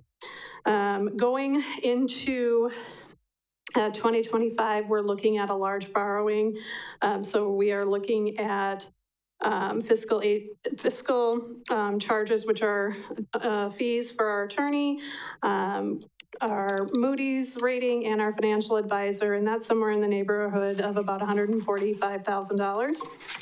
And also, we will be making principal and interest payments of $4.9 million. Now, you'll notice the tax levy is a little bit different.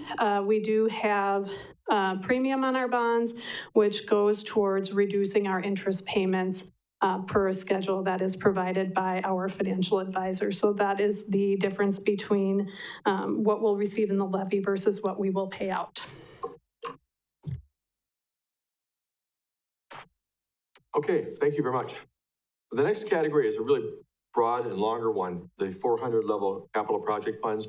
And just, you know, I think one of the best things to do is to really, and I'll go to page 122, I would invite you to do the same thing, and really read just the first, out loud I will, the first paragraph of that section. Capital project funds are used to account for and report financial resources that are restricted, committed, or assigned to expenditures for major capital outlays by the general government, including acquisition or construction of capital facilities or other capital assets. You see that, you know, probably 2/3 of these are TIF districts. And so, you know, you look through those, sometimes you'll see a little activity, sometimes you'll see more activity.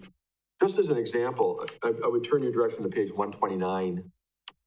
And this is an example of what happens in the 400 level funds. Give me a second there. Under, you might want to look at. Is that what it is? Page 150? Oh. Thanks, Jordan. I will do that. Oh, yes. Okay, wonderful. Yeah, page 1, thank you so much.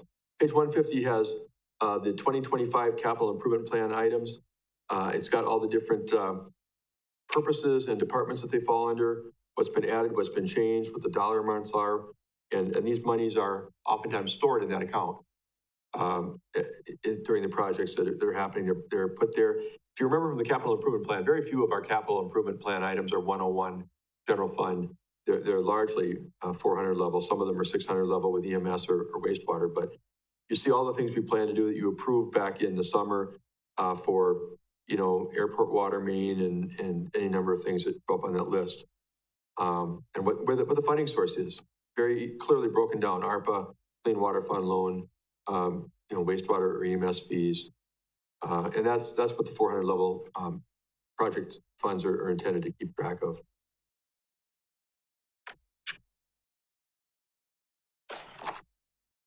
Next up, we go to our enterprise funds. Mark is here. Mark, do you want to maybe touch base for us on anything new or what's going on with the wastewater utility budget? Probably not much. Well, just make a comment or two. There's none. Okay, yeah, I'm.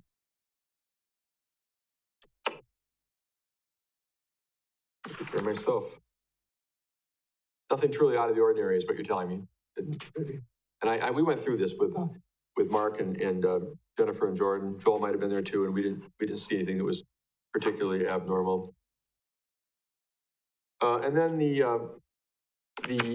605, the EMS, Emergency Medical Services Enterprise Fund, that is on page 1. Starts on, I think, 156 with the revenues. You can see how much money we're expecting to get from fees and from Medicare charges as well. In the top part under 4,600, public charges for services.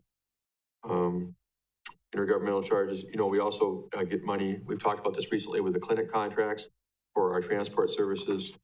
And then starting at 157 is the list of all the expenditures.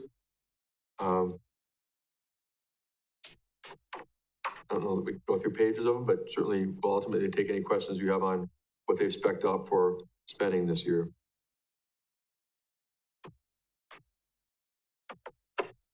And finally would be a perpetual care fund, which is really, it's intended simply to keep up our cemeteries. We have the hillside, but we also take care of the Catholic and Lutheran cemeteries as well. We've run some expenses through this over the years with columbarium or mausoleum charges. We've done some funding. I'm sorry, I skipped internal service fund. I apologize. I didn't mean to do that. That's where we basically fund our future expenditures of vehicles and equipment in several of the different areas, particularly streets, parks. They're primary users of it, where we pay into it, and then we have money set aside to replenish, to buy vehicles and equipment when they become outdated and in need of being replaced. Again, I mean, I don't know how to go through these pages, individually, but you certainly see the statistics, and if you have any questions, you can ask of what they're about. One of the things we've been trying really hard to do lately, and maybe somebody here will want to comment on this, but trying to make sure that we are allocating the proper amounts, when we buy a new piece of equipment, making sure that we're charging the use of that equipment properly, so that we have money set aside for those replacements when the time comes. And that's critical to us because these are higher dollar purchases we're talking about. We're not talking about $25,000 items. We're usually talking about oftentimes six-figure items. Now I would go on to the perpetual care fund. Did I miss anything, Jennifer or Jordan, from your perspective in terms of what comes out of the perpetual care fund? It's really just maintenance, and like I said, it's been used in the past to finance improvements like the columbarium, and then we've replenished it with a 10-year loan back into that account as it's supposed to be. That's it. Thank you so much. That was a lot to go through. Thank you so much. You're very welcome. All right, so we're going to open up for questions again. We're going to start again with Mr. Rigel down in District 10. You have the floor. Thank you. Probably a couple of basic questions, but it's probably worth asking. And in no particular order, I believe you said earlier that roughly 2/3 of the budget accounts for salary and benefits. In the municipal government arena, is that normal? I don't know. That's why I'm asking. Yeah, it's not uncommon because, again, and I say this probably more than I should, but just reminding people that companies that make a product, they make widgets, or they have that type of operation going on. They've got a lot of their money in equipment and materials and stuff that they use to produce what they do. Our product literally is our service. It's a police officer who comes to your house. It's a building inspector who goes to your job site. It's really a service-based business. So for us, they have 60 to 65%, even more perhaps in some areas, of wages and benefits of the salaries is probably not that revolutionary. Jordan? So I'm newer to governmental accounting, and I'm not going to be shy about it. It's hard to understand. It's just different. Some of the main differences that I see, just as an outsider coming into this profession, is that we don't really have depreciation expense inside of the general fund. I mean, we account for a lot of our capital projects inside of 401, and then they're just like giant purchases. In a normal business, you would see that purchase hit a balance sheet, come out of a cash account or a loan account, loan payable, and then you would have depreciation expense over time. So your depreciation would rise as a percentage that offsets that wage amount. You see what I'm saying? Like, so it's just different. Is it uncommon? I don't think so. But then again, I invite you to look at the wealth of information of our partners that publish their budgets. They do. Go out, go look for Wausau 2024 budget. Go look for Stevens Point 2024 budget. It's out there. It's available as resources. And if you want us to look for that and provide it to you as a schedule, feel free to ask. But what you're saying, while you're there, if we did accounting that way, we might see more than a third of our budget being non-personnel related. Correct. Yeah. So, and also, like I said, just some of those are broken up into different funds, like such as internal service funds, which has a higher percentage of internal service funds is its repairs. It's like $300,000 or $400,000, whereas it's motor pool charges to the general fund. It's just kind of it's just a weird mix. Gotcha. Thank you very much. And once again, I don't want to be putting words in your mouth, Mr. Barg, but it sounds to me like you said that much of the variance between 24 and 25 is due to the pay increase. Is that correct? In many of these departments, so you're Just talking in general. department level? I'm talking right now, I'm not going to get, at least for my role today or my thought coming into it is I don't want to get into the nitty gritty right now. I wanted to kind of look at it more of a high level, and then I'll probably ask more nitty gritty questions in the next meeting. But because it seemed like when you're going through the different departments, the common thread was, okay, there's a difference of X that can be chalked up to pay increase in benefits. Yeah. Is that correct? Like I said, I don't want to be putting words in your mouth. I know, you're right, and that's why I said at one point, I don't want to be flippant, but if you're looking, and there's so many of the budgets I just went through tonight, that, 2024 is 130,000, 2025 is 138,000. It's literally nothing more than the additional pay and benefits for that person or persons. That's really, you can dig through it and you'll find that maybe supplies went up 300 and something else went down 300, but so many of them really do tie, those increases tie simply to the personnel involved and the wages and benefits that they receive. They really do. Okay, and I'm not making a suggestion here. I'm just asking this just for a frame of reference mainly. But if we were to not have increased the pay, would this budget be flat compared to last year's? You feel like commenting? So that's a very loaded question. So what the sort of guide bars that we put on the departments were, we are going to budget our fully implemented pay plan. We'll take care of that piece of the budget. Everything else below that has to be pretty much the same, because the increase in wages and benefits alone will exceed the increase of our revenue for this year. So that's where you're seeing not a lot of changes in professional services or supplies expense, because we asked them not to increase anything below salaries and wages. Gotcha. And so then, I'm sorry, Mr. Rowe, go ahead. I was going to say, and that really is the genesis for the cap. For some reason in my mind, I had 2% for a long time, and I'm not sure where I got it, and I apologize to Jennifer and Jordan, but really it was the idea that let us do the wages and benefits, and whatever they come to, you don't control, but to keep the others in check. So I guess just for me to restate it mainly so I can understand it here, we had told the departments to kind of keep everything as the same as previously, account for the pay increase, and if you had to accommodate that by slashing XYZ, they had to do that in that particular case. Is that correct? Or make the argument for an exception. And that's why I said, and Jennifer and Jordan were really good about this. I know they talked to people who said, look, I can't quite do it in my department. Here's why. I'd like to be able to go, a little bit over. And we didn't, I don't think we granted a lot of that.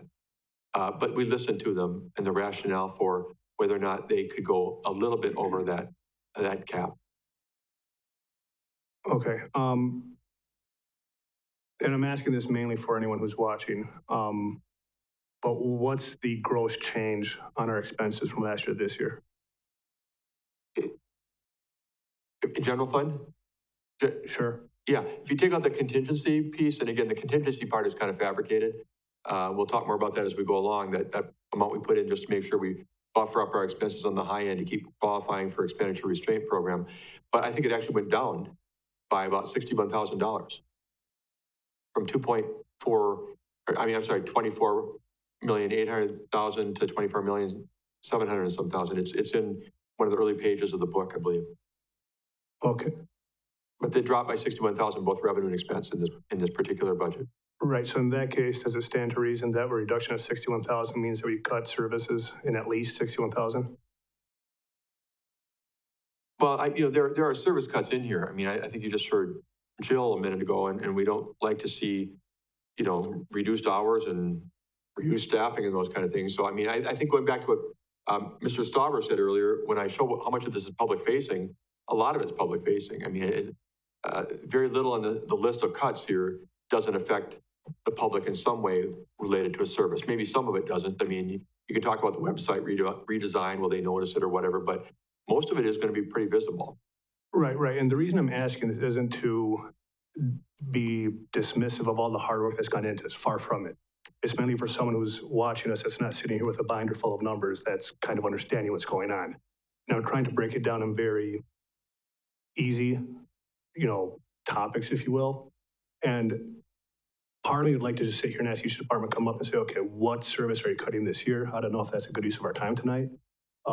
But I would like to see that at least maybe a follow-up as an email or a list or something of the sort, so we actually know what it is. Because I highly doubt anyone in the public would have known that we're going to not be opening on Sundays next year had Ms. Porter not come up here and said so publicly. And that is something that I think we do want to know, be conscious of. Because once again, if we're going to be using taxpayer dollars the taxpayer wants to know what it's going for. And if we're going to be slashing something that they're really going to value, well, it'd be nice to know that and then hear from them and say, okay, look, they really value this service that we're offering. What can we do to move it around? So once again, it's not to be dismissive of all the hard work's in there. There's line items galore here. But just more of a, what's the public going to see? What's going to change? And I keep on bringing this example up just because it happened years ago and I still hear about it, the whole brush pickup. People still complain about the fact that they don't do it anymore. So it'd be good to know what's going to be disappearing and then maybe give a chance for the public to comment on that. There was talk about, at the staff level about putting the document on your desk tonight into the budget book, the items removed. And I think there's a lot of merit to that. The only thing about it is when you put it in a public document right up front, people might not really understand what they're reading. They see that they say that we're cutting stormwater maintenance by $53,000 and they have no idea what that actually means. But you're right. I mean, the things that they can get their arms around, certainly, reduced hours at the splash pad or, whatever it is. I think we need to lay that out for them very clearly. Right. No, that's exactly what I'm getting at here. Because if I were just to walk in here and look at, once again, picking on the library just because Ms. Porter said so, I'm not going to pick on her or anything like that, but I read service adjustments, hour staffing, that's Greek to me. That means absolutely nothing. Now, if you tell me we're not opening on Sundays, that's a very different thing on there.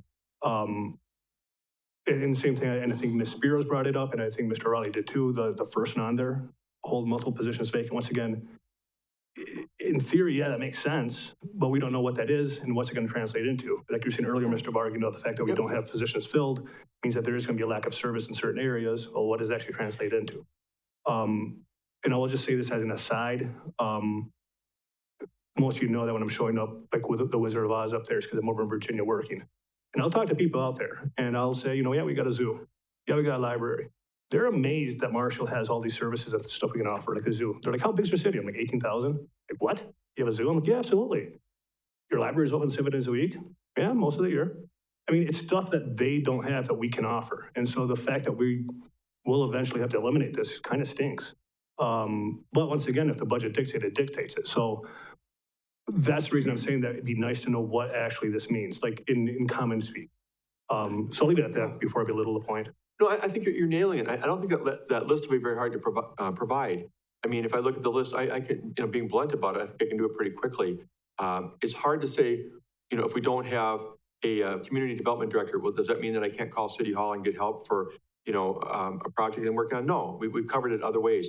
But the things you're talking about, I mean, we could have a very direct list about the water feature at Wenzel Family Plaza, about, special events at Wildwood Zoo. We could lay out what that means. Sunday hours at the library. It can be a pretty clear idea of some of the real public-facing things that they would see if this passes the way it is. And I'd be glad to do that. Right, no, that'd be awesome. And I just appreciate it in writing. It's easier for me to go back to it as opposed to having to rely on my memory. Yeah. So, okay, thank you. That's all for the time being. Thank you. District 9, Mr. O'Reilly. Thank you again. Interesting as every year. I'm going to be completely honest, I have a lot of heartburn about taking away the wages, taking a hit on the HSAs while we're approving $30,000 for lights at Braham Park the week before this comes out. We're balancing the budget on the back of the same employees that have been underpaid for years. And I think we need to look at this from a needs and wants, and the employees are the number one need that I see. We paid the price for it. We can't get people in here. We can't retain people. It's been a serious problem for a long time. And I just personally find it despicable that we can even look at doing these things while we have underpaid the staff. I just get frustrated, so I'll leave it at that. I don't like it either. And, I mean, we need to do a deeper dive with some of our peer cities. I referenced their tax rates, a little bit higher than us, but what does that mean? What do they do to make some things work, and what do they do without? But I agree with you. It pained me, and it still pains me, quite frankly, to think that I put in there the HSA contribution declining. That's not a good sign. I don't like it. I actually, to be honest with you, I'm hoping that if finances turn out better, I mentioned some of the things that could still come in with the pilot payment from utilities or whatever. I'd love to reinstate that because we are having a challenging time, as many communities are, getting and keeping good people. And that doesn't help. So I agree with you about the pay scale and about the HSA contribution and those kind of things. We need to commit to our employees. This was really difficult to do, to include, cuts of that nature. All right, Mr. Stauberg, District 6. Oh, I'm so sorry, Mrs. Spiros. Sorry, District 8. That's okay, no problem. I just have a few questions. Can you point me to the page where the $10 million for the new police department's at? I just wanted to see where that was listed so I could get it clear in my own head.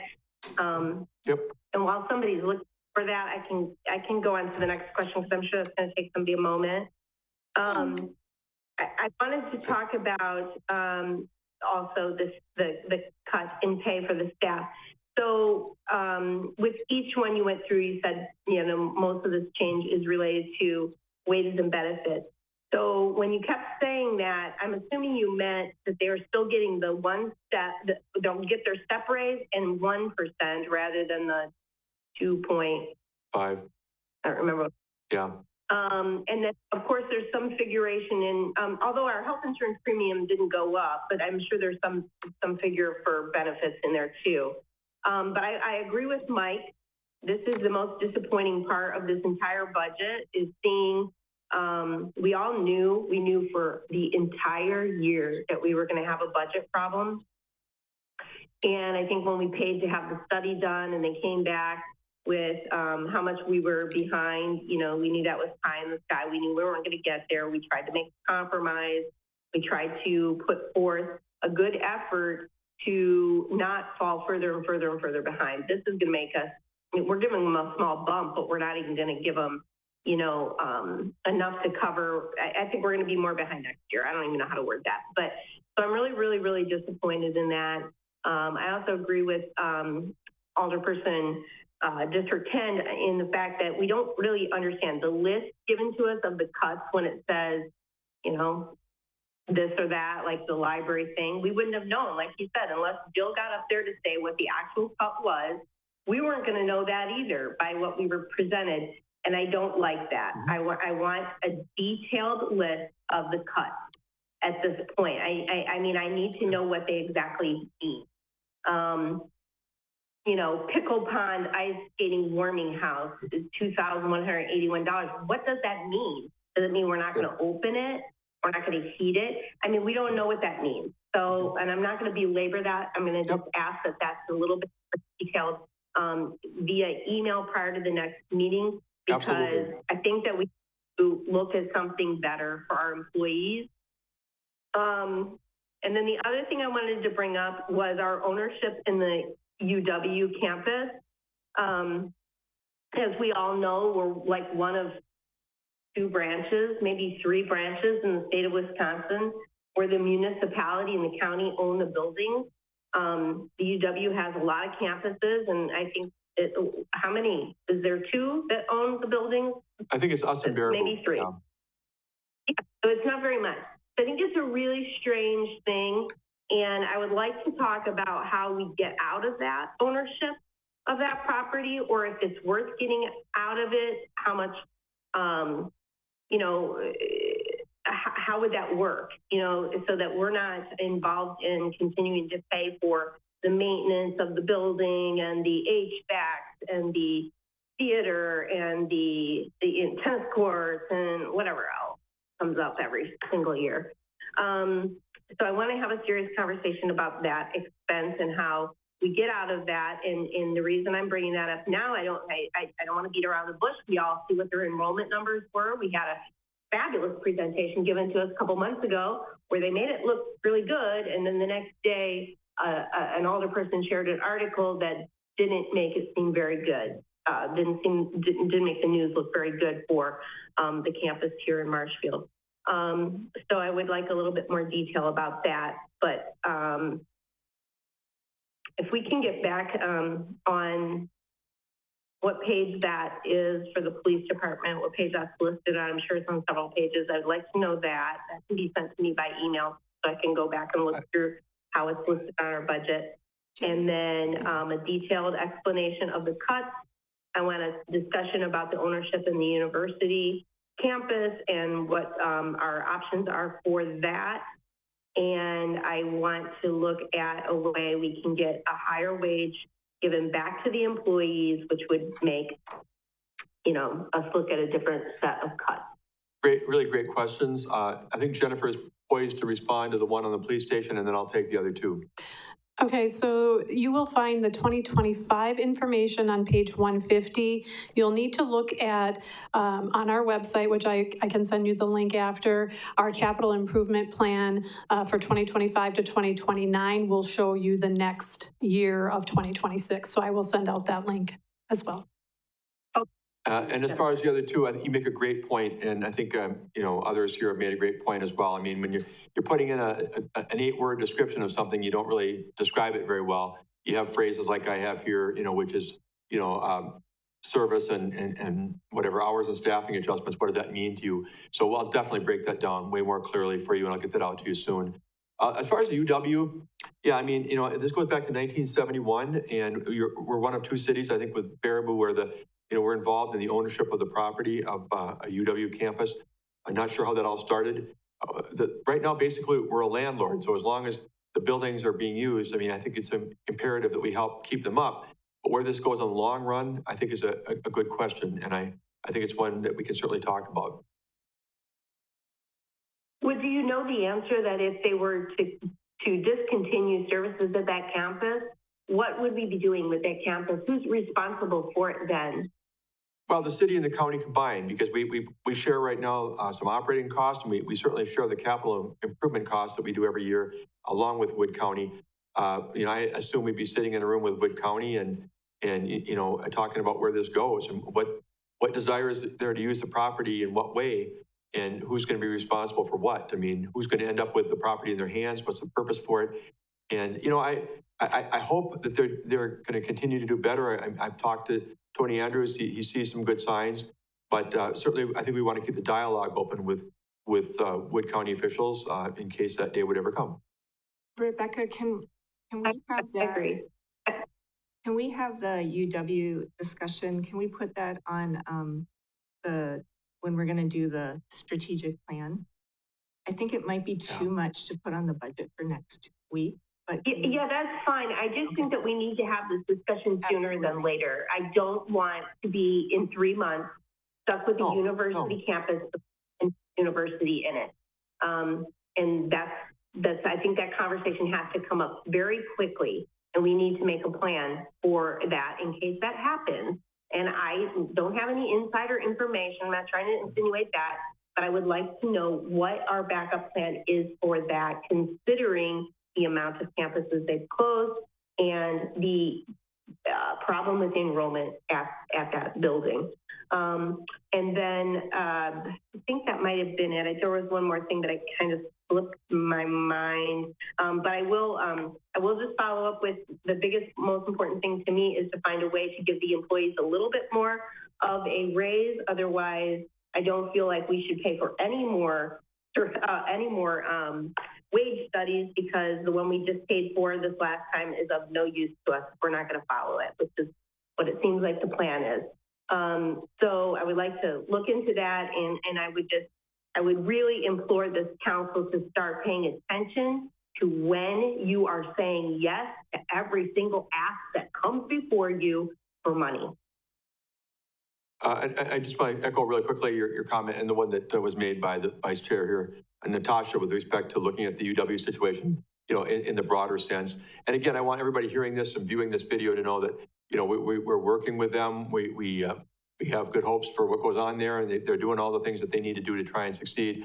But it's still a prudent conversation for us to talk in the background about just, what would happen if things don't go well. So we can have that conversation, absolutely. all right. I yield the floor. Thank you. Mr. Stauber. Thank you. I echo Alderman O'Reilly and Alderman Spiro's comments about the wage study and being able to implement that. And I also like the bigger picture thinking of Alderman Spiro's. I was thinking, for example, a well, a potential partnership, and I am just thinking back to a pool study committee I was on years ago, and I think the YMCA at one point was interested in an outdoor pool, and we charged ahead with an aquatic center, didn't get approval, but then eventually Van Hay Waters did come up, and it got the approval and support. And I think, you know, we were talking about the university on one hand, Van Hay Waters, is there an opportunity for us to partner with the YMCA in part or in total? It's not going to happen in, you know, 2025 budget, but is that something that we really need to have or something we want to have? And could someone else operate that more effectively and more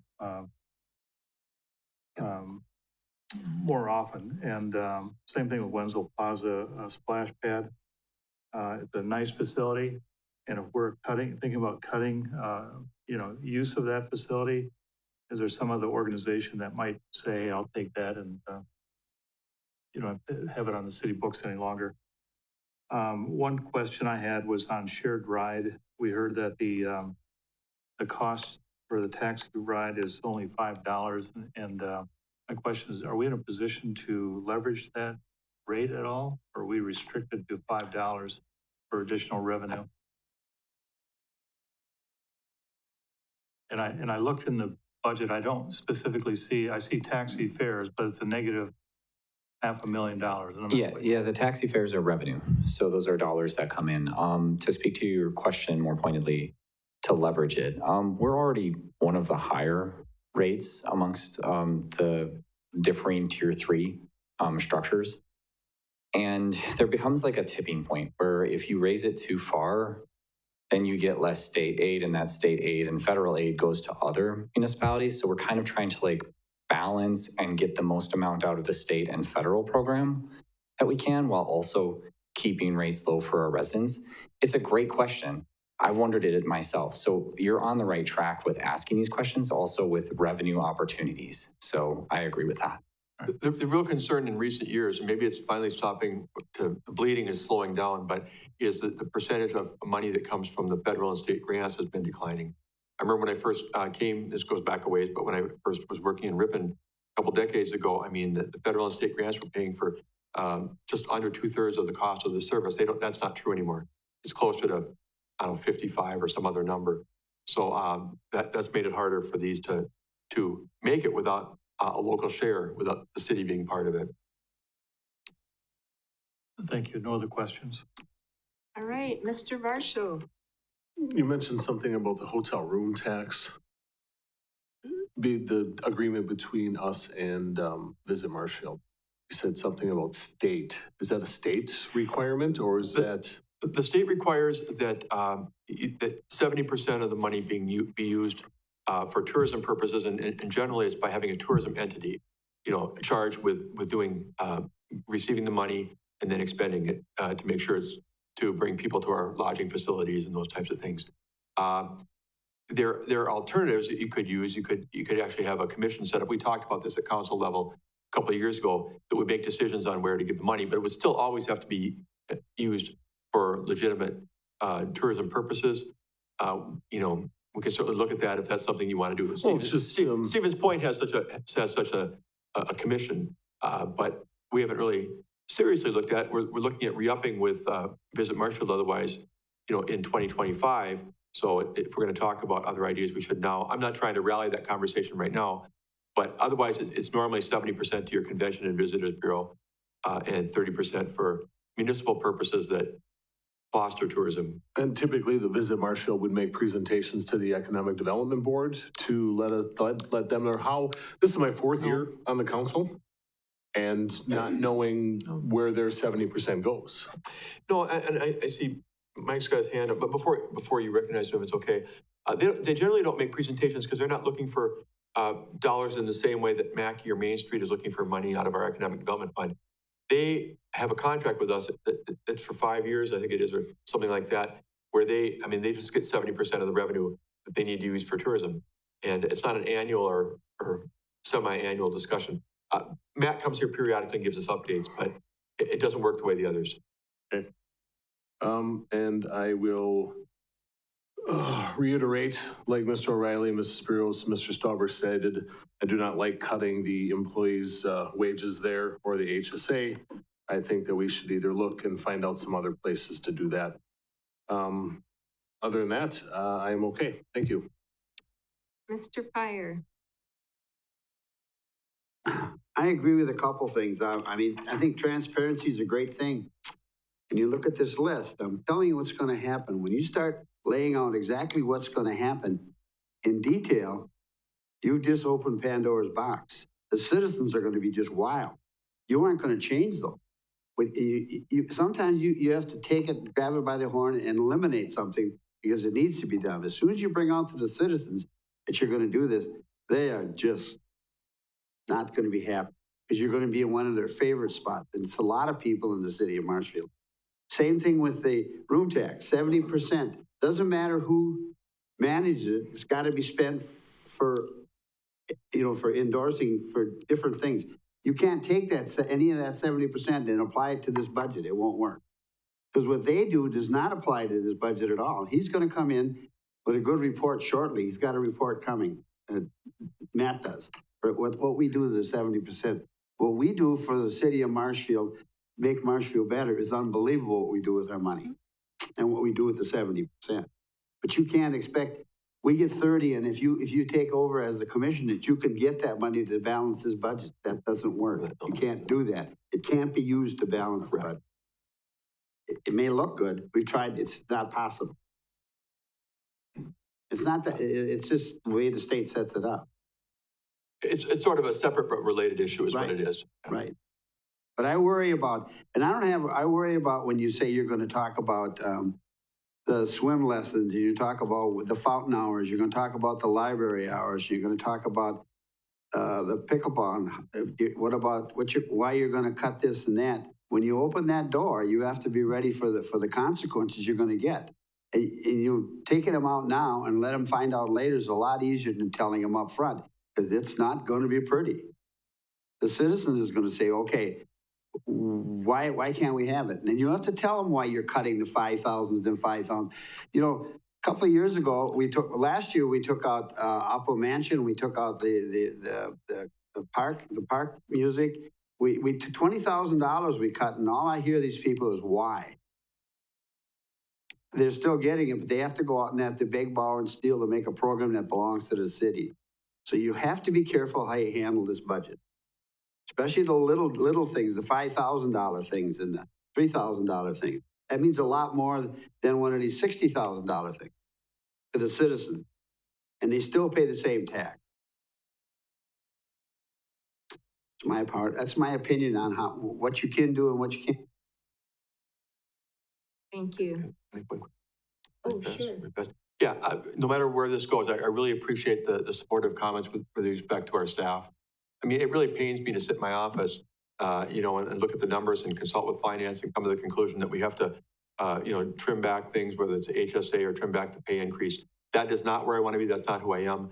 But the list of what you see here, you can see how I got to that. So, be happy to look at things and see if there's a way we can improve things. But I just wanted you to know that I appreciate the support, and I'm sure the employees will as well. All right, we are going to move on to item G. This is any information that you would like to see in the next meeting. We already have some, so I'll just go through some that have already been stated. People would like to have explanations of the items that are removed from the budget. So for instance, when it says hold multiple positions vacant, they would like to know what those positions are, as well as how that will affect service. So not just even the explanation for it, but how will it affect service for citizens? We are also asking we have requests to see where we can put, how we can increase the staff wages. So how can we adjust the budget for that? We have some future strategic plan items. We have looking at the UW building contract, looking at Banda Hay with YMCA, looking at Wenzel Plaza.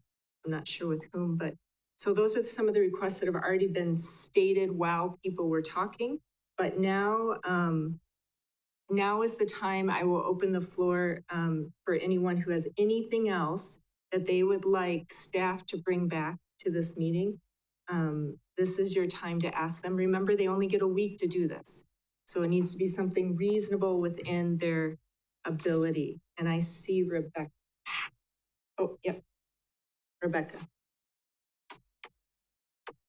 So what I would like to know is if we revisit the wage cuts and we were to give them the step and a 2% rather than a 1%,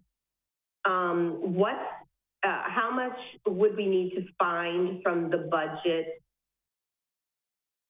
to make up giving them 2% instead of 1%? We can do that. I mean, obviously, when we step down to get to 1%, we calculated that number. So, absolutely. Thank you. Yeah, and I'll also include, I think it may be implied with what Natasha was reading a minute ago, but you wanted to see specifically the list of the employees or the positions that are not being refilled or being delayed. Correct. Is there anyone else who has any information, other information they would like the staff to bring back? All right, I have two things. So this is super, super quick, but I think that by protocol, I have to leave my chair to do it.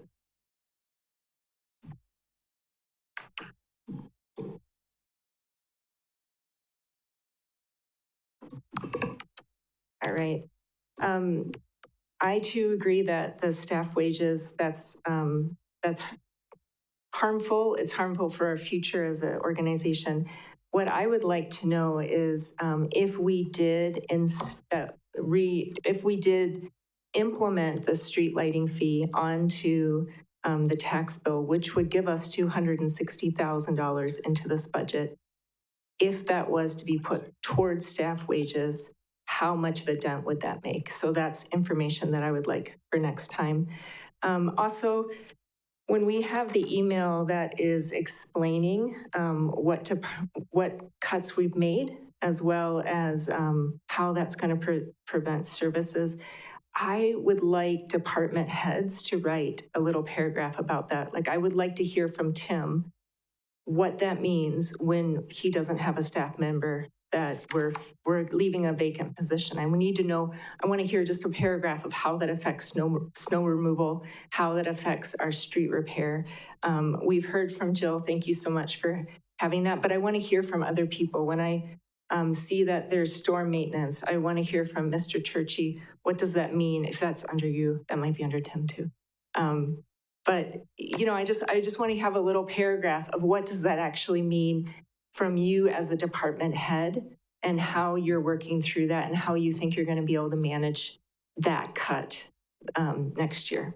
So those were the things that I was requesting. Thank you.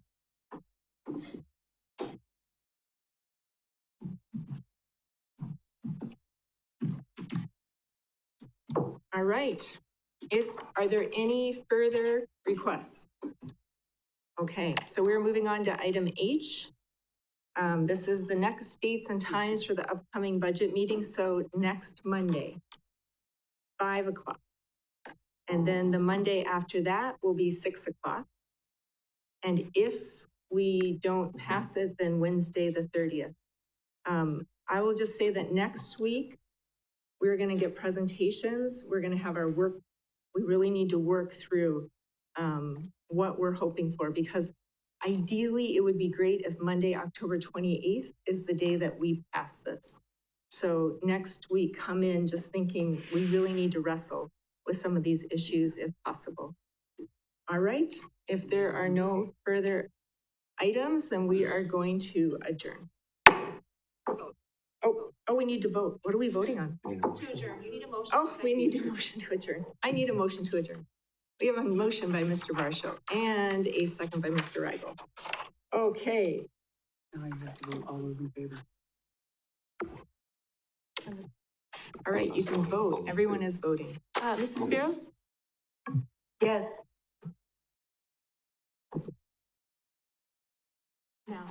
All right, we are adjourned.